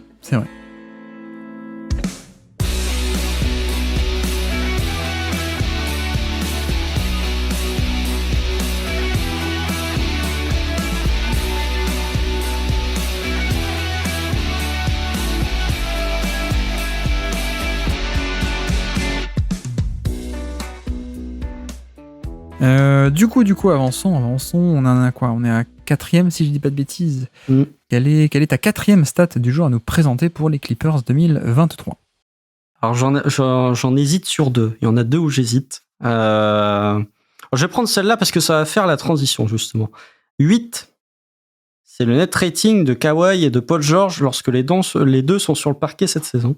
Ils ont joué 997 minutes au total, selon PBP Stats, qui est finalement la deuxième saison où ils ont joué le plus de minutes ensemble. Bon, il n'y a que 3 saisons en même temps. Et la première, elle est écourtée parce qu'il y a le Covid, et la seconde, il y a 72 matchs.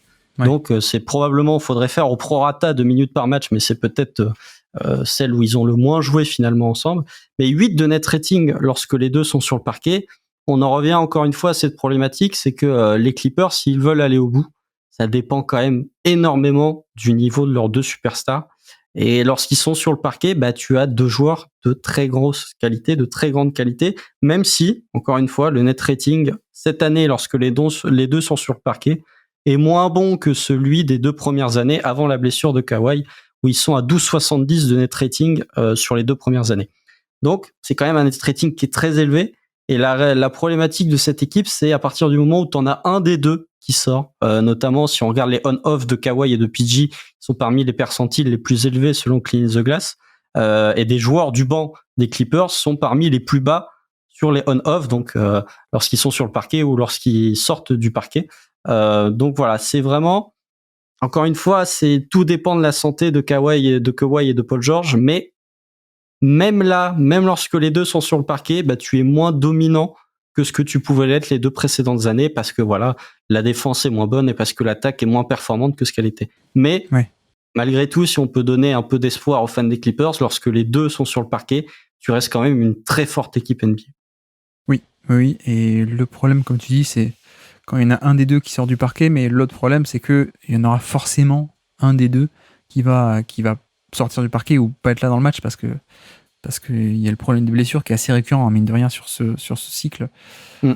C'est un peu dommage, mais comment du coup tu juges toi un peu tu penses que c'est juste une conséquence de, comme on l'a dit, le collectif dans sa globalité qui est un peu moins performant, ou est-ce que tu lis autre chose dans ce côté net rating à 2? Moi, je pense qu'il y a aussi une baisse d'individualité, enfin du niveau individuel, notamment de Paul George. Ouais. À Dunk Hebdo, on est en période de préparation du DH20, et sans forcément rentrer dans les détails, sans forcément dévoiler mon classement, j'ai un tiers de joueurs à partir de la 15e position. Paul George est dans ce tiers, et à l'heure actuelle, je ne sais pas s'il sera dans mon DH20. Je trouve que Paul George a quand même régressé de niveau, autant que Kawhi Leonard, on en parlera peut-être après, mais est toujours à un niveau excellent. Je trouve que Paul George, en fait, devient de plus en plus un joueur à mi-distance, en fait. Parce que, Paul George n'a jamais été un joueur qui agressait le cercle. 27% de tirs près du cercle, 21, 27, 22 et 24%. Ouais. Et ces pourcentages de fréquence près du cercle lors de ces 4 saisons du côté des Clippers, mais à Indiana, ça n'a jamais été un joueur qui jouait très près du cercle, hormis en début de carrière. C'est à partir du moment où il s'est blessé au pied, enfin à la cheville, qu'il est devenu un joueur beaucoup plus à mi-distance, etc. Mais même son volume de 3 points, il est en baisse. Si on regarde OKC, il était à 41 et 43% de tirs tentés qui étaient des 3 points. Là, on est à 40, 38 et 39 sur les 3 dernières saisons aux Clippers. Donc, je me dis que Paul George devient de plus en plus ce joueur d'isolation. Défensivement, je le trouve de moins en moins fort, mais c'est aussi l'âge qui joue, puisque Paul George a 32 ans, si je dis pas de bêtises. Non, il a même 33 ans, Paul George. Donc voilà, c'est difficile d'être capable d'avoir un gros volume en attaque, ce qu'il a eu notamment sur la saison 2021-2022, et d'être aussi performant en défense. Mais voilà, je trouve que autant au playmaking, il est toujours bon, même si son pourcentage d'assists, enfin son assist pourcentage a bien baissé par rapport à l'an dernier. Mais voilà, je trouve qu'il y a une baisse de niveau général du côté de Paul George qui fait que finalement, ce qui ressemblait à un monstre à deux têtes du côté des Clippers les 2 premières années, tu te dis oui, il y a Kawhi et ensuite il y a Paul George. Il n'y a pas Kawhi et Paul George dans la même phrase. Oui. Le monstre à deux têtes des Clippers, tu préfères ceux-là, Kawhi et Paul George, ou tu préférais Shai Gilgeous et Jerome Robinson à l'époque? Ah, magnifique. Je pensais que tu allais dire Landry Shamet, mais bien sûr, les deux pick back-to-back pick, Shai Gilgeous-Alexander et Jerome Robinson. Il y en a un qui est au NBA First Team, l'autre qui n'est plus dans la ligue 5 ans après. Donc, des destins différents pour les deux joueurs sélectionnés des Clippers. Non, mais alors, plus sérieusement, du coup, pardon. Non, c'est vrai que le profil de Paul George est quand même assez intéressant dans sa polyvalence, mais tu vois, tu parlais il est bon en passing, et effectivement, il est bon en passing, mais ce qu'on regrette peut-être, c'est qu'il n'est pas bon au point d'être un playmaker de premier ordre, en fait. C'est un peu ça où, tu vois, si tu dis, il commence à vieillir, le scoring est un peu caricatural, etc. Bon, c'est pas grave si on a vraiment un playmaker de premier ordre. Or, je trouve qu'on est plus sur l'ailier polyvalent que vraiment le créateur de jeu, le manipulateur de pick and roll, le joueur de driving kick, de premier chapeau. Pour moi, on est plutôt sur un playmaker de 2e ou 3e chapeau, et bon, c'est pas, enfin, en soi, il est quand même très très bon. C'est juste qu'on le compare avec l'ultra élite, en fait. Mais bien sûr. Mais bon, c'est un peu dommage. Mais d'ailleurs, si tu me permets, je peux enchaîner avec la mienne de 4e stat du jour, vu qu'elle est un peu là-dessus. Moi, c'était 31%. C'était le 31% de panier. Le pourcentage de paniers assistés pour Paul George, non pas pour cette année, mais en 2022. C'est ça. Donc, c'est le nombre de paniers qui sont consécutifs à une passe décisive, pour le reformuler si vous voulez. Et donc, 31% l'an dernier, en 2022, c'était une anomalie pour Paul George. C'était un peu une anomalie à l'échelle de sa carrière. Et évidemment, c'était un peu dû au fait de la blessure de Kawhi Leonard qui a manqué toute la saison 2022. Donc, de facto, il a été plus responsabilisé, puisque évidemment, Kawhi n'était pas là. Et donc son profil de tir a été plus compliqué. C'est un peu ce qui explique cela. Le fait qu'il y ait beaucoup moins de ses tirs qui étaient assistés, donc créés par lui-même, du coup, forcément. À peine 31% de ses tirs étaient assistés, donc ça laisse 70% de tirs non assistés. Faites le calcul chez vous. Et c'est ça qui aussi explique sa chute d'efficacité qu'on a pu remarquer l'an dernier, pour le coup. Puisque si je vous refais un peu son historique en carrière, donc true shooting plus, c'est le true shooting par rapport à la moyenne qui est à 100, donc plus 103, ça veut dire plus 3% par rapport à la moyenne. Et donc, en gros, true shooting en carrière, c'est du 103, 106, 104, 104, 105, etc. Et l'an dernier, c'était tombé à 95. Donc, on était sur un shooter efficace, plus que la moyenne, qui était redescendu en dessous du niveau moyen. Et cette année, qu'est-ce qui se passe? On a de nouveau un joueur qui retrouve ses standards un peu au niveau de sa fréquence de paniers qui sont assistés. C'est remonté à 42%, un peu dans ses standards un peu de d'habitude, même si peut-être un peu moins qu'avant, mais en tout cas c'est remonté, et du coup l'efficacité est remontée aussi. Donc voilà, deux trois petits stats intéressantes pour à la fois expliquer la mauvaise saison offensive de l'an dernier. D'une part, le côté cette année un peu meilleur parce qu'on l'a retrouvé un peu plus dans un rôle hybride, et justement c'est un peu ça que je voulais souligner également, c'est ce côté, peut-être qu'il y a un peu une erreur de casting, je sais pas, mais en tout cas en termes de vision, peut-être que beaucoup attendent un peu trop de Paul George ou voient Paul George comme peut-être des LeBron James ou ce genre de profil un peu scoreur implacable, alors qu'en fait il peut le faire un peu. Il a évidemment de la création. Là, encore une fois, on parle pas par rapport au reste des mortels. On parle pas en comparaison du joueur moyen de NBA. Il est très très fort. On parle par rapport à l'ultra élite. Peut-être que, en fait, simplement que les attentes un peu ou les gens déçus, c'est juste que voilà, il y a peut-être une incompréhension sur le profil, et qu'en fait, Paul George, c'est surtout un créateur, certes, mais aussi quelqu'un qui est très polyvalent et qui aussi aime bien jouer un peu sans ballon parfois. Et c'est comme ça qu'on a retrouvé un Paul George efficace sur cette année. Ouais, en fait, le truc avec Paul George, c'est que ça, c'est une théorie qu'on a souvent à Dunk Hebdo, c'est Paul George, on le considère toujours comme le 2 parfait, comme le parfait lieutenant. C'est ça, ouais. Mais ouais. Est-ce qu'on n'est pas un peu comme un joueur comme OG Anunoby, par exemple, est-ce qu'on n'est pas devenu dans la caricature, dans le souvenir du joueur qui était Paul George, plutôt que dans la réalité? OG Anunoby sur le côté défenseur, capable de scorer, capable de tirer. Je trouve que Paul George, il a ce côté un peu où... Est-ce que c'est encore vraiment le 2 que tout le monde pouvait imaginer? Je suis pas sûr, en fait. Peut-être que, oui, 2019, 2020, 2021, il est ce joueur. 2023, j'ai plus de doutes. Et sur ce côté playmaking, en fait, peut-être que c'est une fausse idée que je me fais, mais j'ai l'impression que le niveau de playmaking moyen des ailiers entre 2017 et 2023 a tellement évolué, a tellement augmenté. Il y a de plus en plus d'ailiers qui sont pas des playmakers, mais qui sont des joueurs capables à la création, qu'un Paul George, la capacité de playmaking ou de création, entre guillemets, de Paul George en 2017 était plus élevée de l'ailier moyen NBA que ce qu'elle est en 2023. Je sais pas si c'est très clair. Oui, c'est pas lui qui a bougé, c'est la moyenne qui a augmenté, quoi. Voilà, c'est ça. Et je vais le comparer, par exemple, à un joueur dont vous avez parlé. Merci à Tom pour la dédicace lors de votre précédent podcast, c'est Brandon Ingram. Pour moi, il y a vraiment ce côté où Paul George, l'an dernier, il a dû faire ce qu'a dû faire Brandon Ingram à partir du moment où Zion s'est blessé, à savoir offensivement tout faire, à savoir scorer, devoir faire du playmaking. Et on a vu que c'était pas forcément ce que Paul George était en mesure de faire, puisque son efficacité a baissé drastiquement. Même si on prend cette saison, si on prend l'effectif field goal plus, donc qui est encore une fois, c'est le même principe que le true shooting plus, c'est la moyenne NBA. L'an dernier, il était à 93, donc il était à moins 7 points de pourcentage que la moyenne. Cette année, il est à 98, donc il est toujours en dessous de la moyenne NBA. Il va plus au lancer, par contre, que les précédentes années. Ouais. Mais il va plus sur la ligne des lancers. Il est à 110 de free throw rate plus, donc plus de 10 points de la moyenne, alors que l'an dernier, il était à 94. Mais voilà, je trouve que Paul George, on continue de lui donner ce rôle de 2 parfait, vraiment en tout point, qui est capable de défendre, capable de prendre le relais au scoring quand ta superstar n'est pas sur le parquet ou pas dans un bon soir, alors que selon moi, on s'éloigne de plus en plus de ce profil.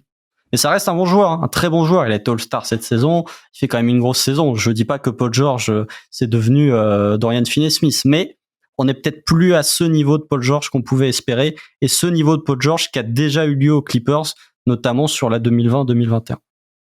Ouais, alors il y a ça, il y a peut-être un côté léger déclin qui commence un peu à s'opérer, mais tu vois, même au-delà de ça, ne serait-ce que par rapport aux attentes, je sais qu'il est un peu labellisé, il l'a été, la star de Indiana à l'époque, mais du coup j'ai l'impression qu'on applique un peu nos standards d'aujourd'hui, a posteriori on les applique à cette époque-là, alors qu'en fait c'est pas le cas, et je dis ça dans le sens où ça a beau avoir été le joueur majeur des Pacers, il n'était pas l'attaque des Pacers, parce que déjà c'était une NBA très différente, et même LeBron James à cette époque en 2014 n'était pas le système, il y avait tout Miami, etc.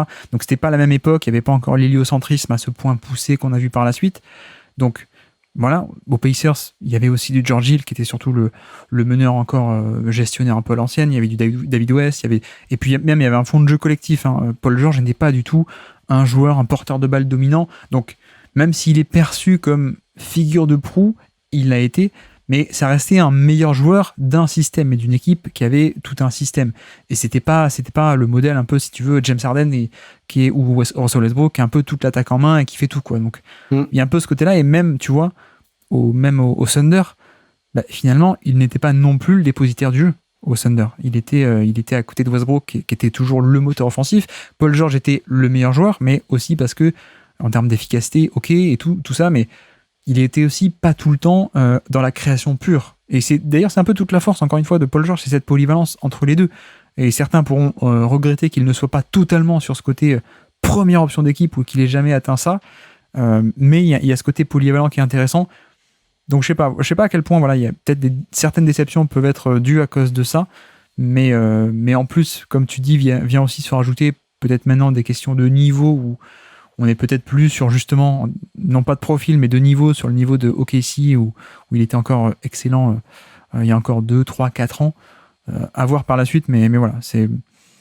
Après, je sais pas ce que tu en penses, je peux te poser la question, mais on va dire que si on a des Clippers qui sont très très bien, une très belle équipe des Clippers collectivement, avec un méga supporting cast et tout, et un Kawhi Leonard qui est au top, Paul George peut tout à fait être la deuxième option d'une équipe qui va au titre. Ça, il y a même pas de doute, quoi. Oui, ce qu'ils étaient lors de la saison 2019-2020. Super supporting cast, Kawhi Leonard au top, et puis finalement, ils ont rencontré Jamal Murray et Nikola Jokic lors de la bulle. Mais non, après, Paul George, je trouve qu'il y a une... pas une méconnaissance. Il y a un malentendu sur Paul George, c'est que quand est-ce que Paul George a vraiment été la première option claire et nette d'une équipe? Oui, mais c'est ce que je te dis, ouais. C'est ce que je te dis. Il a été aux Pacers, mais dans un système. Ouais. Mais justement, ça rejoint ce que tu dis. Je trouve que la saison où Paul George est le plus une première option, c'est sa dernière au KC. Et encore, Russell Westbrook avait beaucoup plus la balle en main que Paul George. C'est ça, ouais. Mais tu sentais que le Russell Westbrook était quand même beaucoup moins dans le scoring, plus dans le playmaking. Et Paul George, c'était vraiment, lui, la première option pour scorer, en tout cas, du Thunder. C'est vraiment, au moment où il arrive des Clippers, il sort de cette saison où il est top 3 du MVP, top 3 du Depoy. Il fait une saison offensivement où il est très très fort, surtout avant sa blessure où il est monstrueux.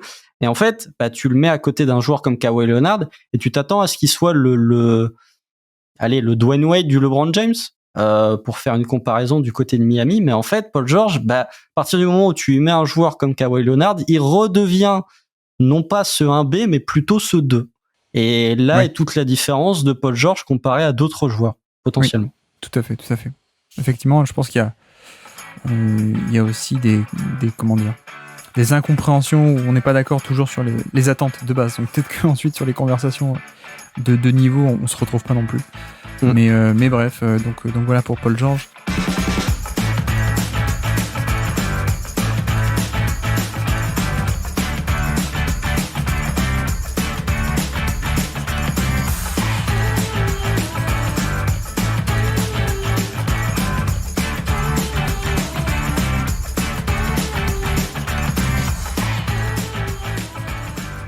Et donc, quelle est donc ta 5e stat du jour à nous présenter pour les Clippers 2023? Ma 5e stat, c'est 331. Ouais. C'est en millions. C'est la luxury tax qui a été payée ces 3 dernières années. Voilà. 331 millions de luxury tax. Il n'y a que les Warriors. Bon, eux, les Warriors qui sont dans un autre niveau de luxury tax, mais pour dire que les Clippers, j'aurais pu dire 331 et 3. 3 étant le nombre de séries de playoffs remportées depuis l'arrivée de Kawhi et de Paul George. Mais de dire que cette équipe, elle a quand même beaucoup de chance d'avoir un proprio qui dépense sans compter, pour faire une référence à un autre proprio, mais d'un parc de dinosaures. Mais oui, c'est une équipe qui, en fait, survit parce qu'elle a un proprio qui signe sans regarder les montants, multimilliardaire, qui a envie, lors de la prochaine saison, donc de la 2024-2025, d'ouvrir sa nouvelle salle avec Paul George et Kawhi Leonard en tête d'affiche, parce que ça rentre en compte. Mais la question que je me pose, c'est quand est-ce que le proprio va dire stop, ou quand est-ce qu'on va vraiment atteindre le point de rupture en se disant leur chance est définitivement passée. Pour moi, elle est peut-être passée, notamment lors de la bulle où ils loupent une occasion immense d'aller au bout. L'année d'après, c'est difficile de leur faire des reproches parce qu'il y a la blessure de Kawhi Leonard. Mais vraiment, ça rend la bulle d'autant plus frustrant qu'ils étaient en santé, quoi. Et ils ont vraiment flingué déjà une finale de conf face aux Lakers, mais ensuite peut-être un titre au bout quand on voit le Heat en face. Donc voilà, je me demande quand est-ce que Steve Ballmer, qui est le proprio des Clippers, va continuer, et quand est-ce que, même s'ils continuent de payer, ils ont déjà dû, avec le nouveau CBA, la deuxième apron, je vous renvoie au podcast de Dunk Hebdo qui sont très bien expliqués sur ça, ils ont déjà dû faire des choix, notamment sur Eric Gordon, où ils n'ont pas activé la team option à 20 millions, enfin où ils n'ont pas garanti son contrat, qui était à 20 millions, parce que sinon, en comptant le multiplicateur de la luxury tax, ça leur aurait coûté 140 millions d'argent réel. Ouais. Chaque fois que les Clippers dépensent $1, faut le multiplier par 7 pour ce qu'ils payent au final. Oui, parce qu'on rappelle, hein, c'est juste une amende, hein, quand tu as un certain niveau au-dessus du budget salarial que les propriétaires se sont mis d'accord là-dessus. En gros, voilà, plus tu montes, plus la sanction est lourde, et donc les 20 millions, comme tu dis, se seraient transformés, si tu rajoutes le prix total avec taxe, avec amende, ça aurait fait un truc de plus de 140 millions, quoi.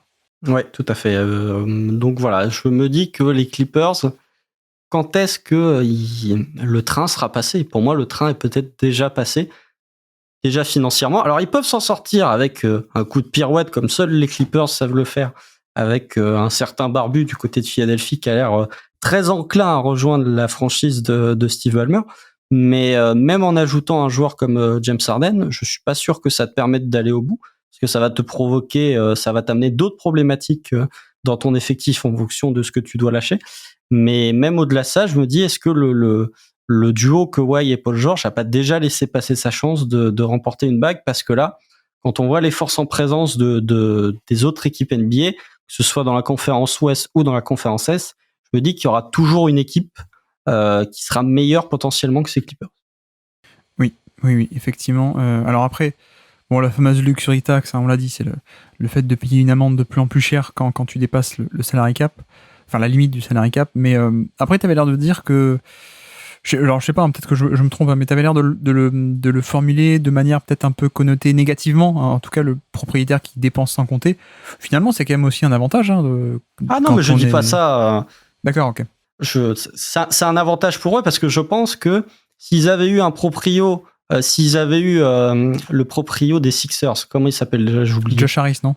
Voilà, oui, Josh Harris, tout à fait. S'ils avaient eu Josh Harris, je pense pas que le duo Kawhi et Paul George serait encore là. C'est un avantage, hein, bien sûr, d'avoir Steve Ballmer qui paye. Mais je me dis que cette équipe, elle doit le fait que ces deux superstars soient encore là, au fait que Steve Ballmer continue de payer les taxes sans regarder. Mais il y a peut-être un moment où, comme ce qu'il est arrivé à Golden State, il y a un moment où, quand tu regardes le chèque, tu te dis pourquoi en fait. Mais pourquoi dans le sens où pour quel résultat sportif? Et si tu continues à avoir des non-qualifications en play-off ou des sorties au premier tour, tu vas être moins enclin à payer la taxe que si tu es champion NBA ou si tu es finaliste de conférence. Oui. Non, mais effectivement, et en même temps, bon, si tu dézoomes sur, comme tu dis, finalement, 2020, c'est la seule année où ils étaient en bonne santé, quoi, parce que 2021, Kawhi Leonard se blesse pendant le run, 2022, du coup, il est pas là du tout, et 2023, il se blesse aussi au tout début du run, quoi, alors que je pense que... Et Paul George est blessé aussi. Et Paul George en plus est blessé, ouais, t'as raison. Mais d'ailleurs, est-ce que c'est pas toute l'ironie de la vie où Dieu qui se moque un peu de nous, de genre l'année où les Clippers se sont en bonne santé, c'est l'année du Covid. C'est un peu toujours la petite ironie de la vie. Je sais pas si c'est l'année du Covid, mais c'est dans le sens où l'ironie dans le sens où vous aviez votre année, vous l'avez gâchée, vous aurez pu votre année en fait. Après, elle était gâchée aussi par une construction d'équipe qui était loin d'être idéale. Hein. Je pense que c'est un peu, c'est pas que le fait d'avoir chié dans son froc ou je sais pas quoi, ce genre d'expression qu'on peut lire sur Twitter. Ils ont été nuls, non, mentalement ils ont craqué. Non, je pense qu'il y avait des vrais problèmes un peu profonds dans cette équipe. Mais non, mais comme tu dis, voilà, on a aussi ce truc de, en même temps, c'est un peu inhérent à cette équipe aussi et à ces joueurs-là. Ce côté blessure, on peut pas faire avec. Et en même temps, de l'autre côté aussi, je comprends aussi le proprio qui se dit, de toute façon, on a deux des meilleurs joueurs de NBA, deux des top 20 ou deux des top 25, je sais pas, mais on tente le coup à fond. Et d'ailleurs, c'est précisément parce qu'il dépensait sans compter, lui et les Clippers et les Warriors, que les autres propriétaires, un peu honteux, plutôt que de dépenser autant d'argent, on dit non, un deuxième petit billet. C'est ça, on fait un autre petit billet, on fait un hard cap maintenant, et vous avez plus le droit de dépenser sans compter, quoi. Mais non, mais ça pose de vraies problématiques. Et sur le coup de James Harden, du coup, puisque tu en as parlé, et qu'on fait un peu en ouvre sur la saison d'après, en fin d'émission, j'avoue que j'aurais été intrigué, mais je vois pas comment c'est possible maintenant que Westbrook a re-signé, pour le coup. Oh ils peuvent, hein. Ils peuvent encore. Je pense que c'est pas la signature de Russell Westbrook qui va les freiner dans la volonté de faire venir James Harden. Ils peuvent, enfin, je vois pas comment c'est possible en termes de cohérence sportive, alors, pour le reformuler si tu veux. Ça, je sais pas. Ça, il faut demander à Tyronn Lue, il faut demander au front office des Clippers, mais je pense que ils ont vu ce qui se passait du côté de Phoenix avec l'ajout d'un joueur comme Kevin Durant et surtout l'ajout d'un joueur comme Bradley Beal.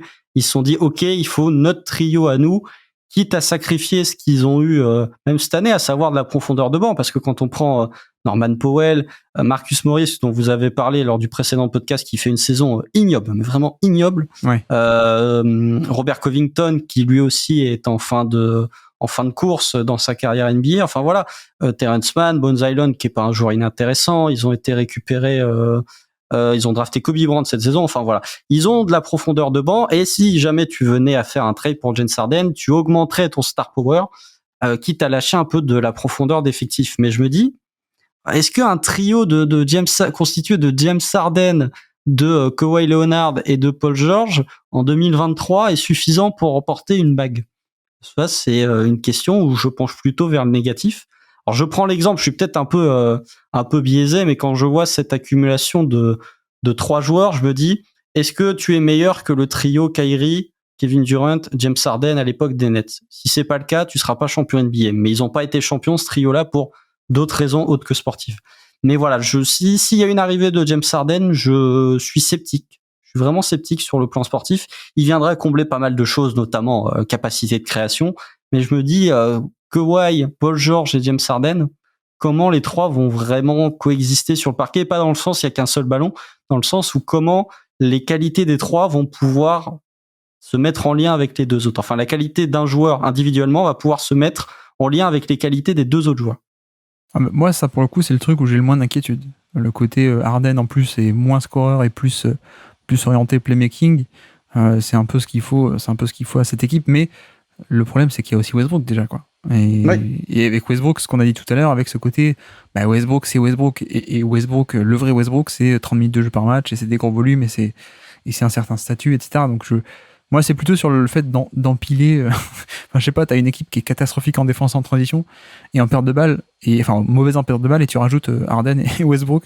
Je vois pas comment ça va améliorer tout ça. Non mais bon, blague à part, j'ai du mal à voir tout ça s'additionner, ou en tout cas, j'ai du mal à voir comment est-ce que, en plus de ça, de ce quatuor, tu peux aussi dans le même temps construire un casting de role-player assez intéressant. Et on sait que, tu vois, tu parlais de Phoenix qui a fait ça. Moi, Phoenix, j'attends de voir encore, parce que ce qui est important pour aller au titre, c'est pas que les stars, c'est aussi avoir un supporting cast profond et de qualité. Donc, même question pour Phoenix, même question pour les Clippers s'ils font le trade de James Harden. Je sais pas. Puis il y a aussi cette notion de c'est Bobby Marks qu'on avait parlé, mais l'importance du seeding en fait en saison régulière. C'est que Tyronn Lue en avait parlé en plus. Du seeding, du classement, tu veux dire? Du classement, ouais, tout à fait. De ton positionnement dans le classement lors de la saison régulière, puisque même Tyronn Lue en avait parlé lors de sa conférence de presse de fin de saison. Les Clippers, il y avait potentiellement des calculs pour dire si on perd le dernier match de saison régulière, peut-être qu'on évite les Suns au premier tour et qu'on joue les Kings, ou alors qu'on passe par le play-in. Enfin, voilà, il y avait ces questionnements-là. Et si tu ajoutes un joueur comme James Harden, qui est encore lui aussi de moins en moins sujet à être sur le parquet, et qui est de plus en plus sujet aux blessures et aux absences, t'ajoutes à ça le côté injury prone de Paul George et le côté injury prone de Kawhi Leonard, tu vas te retrouver dans la même situation que les Lakers sous Westbrook, LeBron et Anthony Davis lors de la saison 2021-2022, où en fait tu vas demander à des joueurs payés au minimum vétéran, pas loin, de remporter des matchs en saison régulière. Et ça, c'est très difficile.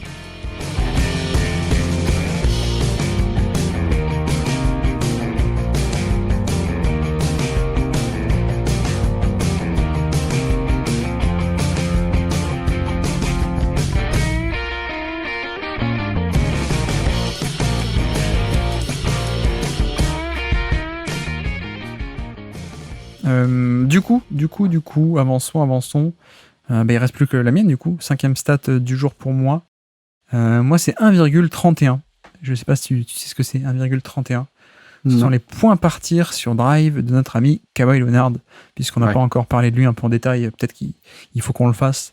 Et donc 1,31 points partir en fin de drive, sur des tirs en fin de drive, c'est tout simplement la 5e meilleure efficacité de toute la NBA, parmi les joueurs avec des gros volumes de drive, minimum 10 drives par match, et donc 5e plus efficace, donc point par tir, donc ça rassemble l'efficacité sur les up plus la productivité sur lancer franc, évidemment c'est la productivité globale, on va dire, et c'est simplement derrière des Lillard, Doncic, DeMar DeRozan et Donovan Mitchell, et donc 5e meilleur parmi les drivers à gros volume, notre ami Kawhi Leonard. Et pour moi, au-delà de son retour en forme ou pas, ou de sa saison individuelle, je voulais un peu souligner cette stat parce que c'est un très bon indicateur, je trouve, de son retour en forme. Et on a vu d'ailleurs que les playoffs ont été assez fantastiques pour le coup dans cette veine.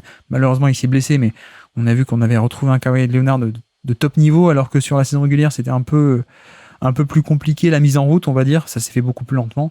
Mais bref, je voulais surtout parler, non pas d'efficacité générale, mais particulièrement sur drive, parce que pour moi, c'est rassurant d'un point de vue de sa blessure, justement. L'indicateur des drives, tout comme d'ailleurs on peut rajouter la fréquence de tir au panier, les lancers francs et tout ça. Voilà, on retrouve plein d'indicateurs d'aller au panier ou de performer au panier qui sont similaires à 2021, et donc c'est toujours un bon signe par rapport à la blessure, parce que évidemment quelqu'un qui revient au niveau, enfin qui revient de blessure et qui est toujours capable d'aller au panier, ben forcément c'est bon signe. Alors qu'il y a d'autres fois où quelqu'un qui se blesse, on voit sa fréquence de drive ou son efficacité sur drive chuter, et donc c'est pas le cas avec Kawhi Leonard. Donc c'est quand même un peu rassurant de ce côté-là, pas seulement le fait que son efficacité globale soit bonne cette année, en particulier c'est le cas sur drive, donc rassurant par rapport aux blessures, et même on peut rajouter aussi le côté que en saison régulière, il était à plus de 10 drives par match, 10 et quelques, et en playoff, c'est monté à plus de 17. Donc là encore, indicateur assez intéressant de voir que non, en fait, quand il a fallu un peu prendre les matchs en main, d'ailleurs, il en a fait un ou deux, je crois, je sais plus. 2. Mais voilà, la fréquence a bien augmenté. Donc voilà, je sais pas si tu as des trucs à dire aussi sur Kawhi Leonard, mais mine de rien, sur le niveau individuel, c'est un peu rassurant tout de même. Oui, après, sur ce côté drive, en tout cas tir près du cercle, Kawhi a jamais été un très gros joueur, qui jouait très souvent près du cercle. Il le faisait beaucoup à San Antonio, et la saison à Toronto, il jouait près du cercle, et là, tu regardes le pourcentage de tir près du cercle, on est à 23, 25, 21%. Finalement, si tu prends les percentiles à son poste, t'es sur du 17, 32 ou 22e. Ouais. Mais en tout cas, il est efficace. Ça, effectivement, il est efficace. Moi, j'avais une autre stat sur Kawhi qui était un peu ma stat 5,5. C'était parmi les joueurs à plus de 400 tentatives en pull-up, donc il y en a 44. Il est deuxième en pourcentage au tir. Il n'y a que Kevin Durant qui est dans une autre galaxie en termes de réussite au tir. Il est deuxième à 3 points derrière Stephen Curry en pull-up. Et si on prend l'effectif field goal, il est septième devant Stephen Curry, Kevin Durant, Tyrese Haliburton, le Magic, Kyrie Irving, Damian Lillard et Donovan Mitchell. Donc, hormis Kevin Durant qui est deuxième parce que son taux de réussite à 2 points, il est énorme. Kawhi est deuxième sur les pull-ups à 48%. Kevin Durant est à 55% de réussite au tir sur les pull-ups. C'est n'importe quoi. Mais sinon, voilà, Stephen Curry, Tyrese Haliburton, Damian Lillard, Donovan Mitchell, on parle de joueurs qui ont un volume très important à 3 points, ce qui n'est pas le cas de Kawhi Leonard. Donc là, on est en train de dire en deux stats qu'il a à la fois le pull-up et à la fois l'efficacité sur drive, où dans les deux cas, il est élite. A priori, ça donne quand même un joueur plutôt pas mal, quoi, du coup. Ça va, il sait jouer au basket. Sachant que il est capable de défendre quand on lui demande. On fait, est-ce que tu peux défendre David Booker, tu peux défendre Kevin Durant? Oui, bon. Ça va, c'est un joueur correct de basket. Non, mais blague à part, défensivement, c'est plus le Kawhi des Spurs. Faut quand même pas déconner, mais c'est normal aussi parce que le volume en attaque, quand t'as un tel volume, c'est difficile d'être aussi efficace de l'autre côté du terrain. Mais sur les 2 matchs qu'il avait joué de playoff, je l'avais trouvé, c'était le meilleur joueur sur le parquet en fait. Sur le parquet où il y avait Devin Booker et Kevin Durant et il y avait pas de débat. Et défensivement, je l'avais trouvé vraiment très bon. Donc Kawhi, il fait une saison, comme tu l'as dit, il a démarré un peu en diesel. Par contre, son post All-Star break est vraiment extrêmement sérieux. Oui. Où il est à plus de 27 points de moyenne, il a plus de 40% à 3 points. Enfin, on a tendance à sous-estimer la capacité de tir de Kawhi Leonard à 3 points. Là, je l'ai illustré avec le pull-up à 3 points, mais on se dit, oui, Kawhi, c'est un joueur de mi-distance, mais en fait, à 3 points, il est tout aussi létal. Il a plusieurs saisons où il a plus de 40% de réussite, de 40% de réussite derrière l'arc, alors qu'il prend très peu de catch and shoot.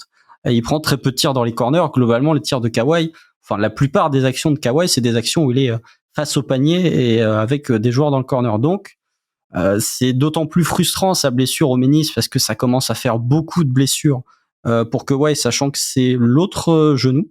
C'est pas là où il a connu sa rupture des croisés. Ça fait beaucoup de blessures pour Kawhi Leonard, mais son niveau après son retour de blessure et surtout son niveau en sortie de All-Star break après la blessure de Paul George, il était à un niveau top 5 NBA. Franchement, top 5 NBA. Même, j'avais regardé le post, je crois que j'avais mis 13 janvier comme date. C'est à partir de là qu'il recommençait un peu à prendre beaucoup de tirs par match. Depuis 13 janvier, donc même avant le All-Star break, je crois il est à plus de 1,3 points par tir tenté au global. C'est quand même assez incroyable. Et même 47% à 3 points, je crois, sur cette période-là. Donc bon, il y avait un côté surchauffe, mais... Ouais, 47%, ouais, t'as raison. Donc c'est assez monstrueux, je trouve, et c'est là où c'est dommage, en fait. C'est dommage parce que, bon, mis à part cette petite nuance défensive, comme tu dis, où il n'a pas du tout le rayonnement, notamment collectif, en fait, hein, parce qu'en défense sur l'homme, il peut toujours être très bon, mais il a plus ce rayonnement off-ball et collectif, de défense collective qu'il pouvait avoir aux Spurs, mais à part ça, bon, bah, ça reste évidemment un top défenseur, mais le shot-making, vraiment, la capacité à mettre ses pull-up jumpers n'a jamais été aussi forte et aussi bonne qu'actuellement, ce qui est un peu normal avec l'âge, hein, le shot-making vient avec l'âge, mais là, on est vraiment sur un paroxysme d'adresse pure, on va dire, sur tout ce qui est jump shot, le développement de son physique aussi, parce que il est tellement plus costaud qu'avant, et c'est vraiment un niveau de puissance pure, mais avec de la puissance coordonnée, en fait. C'est ça toute la force de son profil, c'est que c'est quelqu'un qui est inarrêtable et qui est hyper épais et coordonné et qui arrive toujours à être en bon équilibre, en fait. Donc inarrêtable pour aller au panier aussi, je trouve. Et enfin, il le fait pas tout le temps, il aime bien ses pull-ups, comme tu dis, donc il n'a pas une fréquence de drive énorme, mais quand il veut, il y va et il est un peu inarrêtable. En plus, le développement de son passing également, qui, je trouve, s'améliore d'année après année, surtout depuis qu'il est aux Clippers. Donc bref, on a vraiment le tableau parfait, et on est censé être sur un joueur qui est top 3, top 5 NBA, ou dans cette zone-là. Le seul problème, c'est les blessures, quoi. C'est qu'on est censé être au paroxysme de son développement, dans le prime de son prime, et malheureusement, on est sur un joueur qui n'arrête pas de se blesser. Et d'ailleurs, je sais pas si tu sais, mais la dernière fois qu'il a fait 70 matchs, plus de 70 matchs dans une saison régulière, c'était aux Spurs. C'était en 2017. Ouais. C'est quand il est troisième du MVP derrière les deux extraterrestres. C'est ça, ouais, deuxième MVP derrière James Harden cette année-là, 2017. Non, je me souviens très bien des NBA Awards où il y a Russell Westbrook, il y a Enes Kanter, Taj Gibson qui sont là pour venir récupérer le trophée. Je me rappelle bien. Mais non, mais c'était une caméra cachée, ils ont dit, ils l'ont révélé. Non.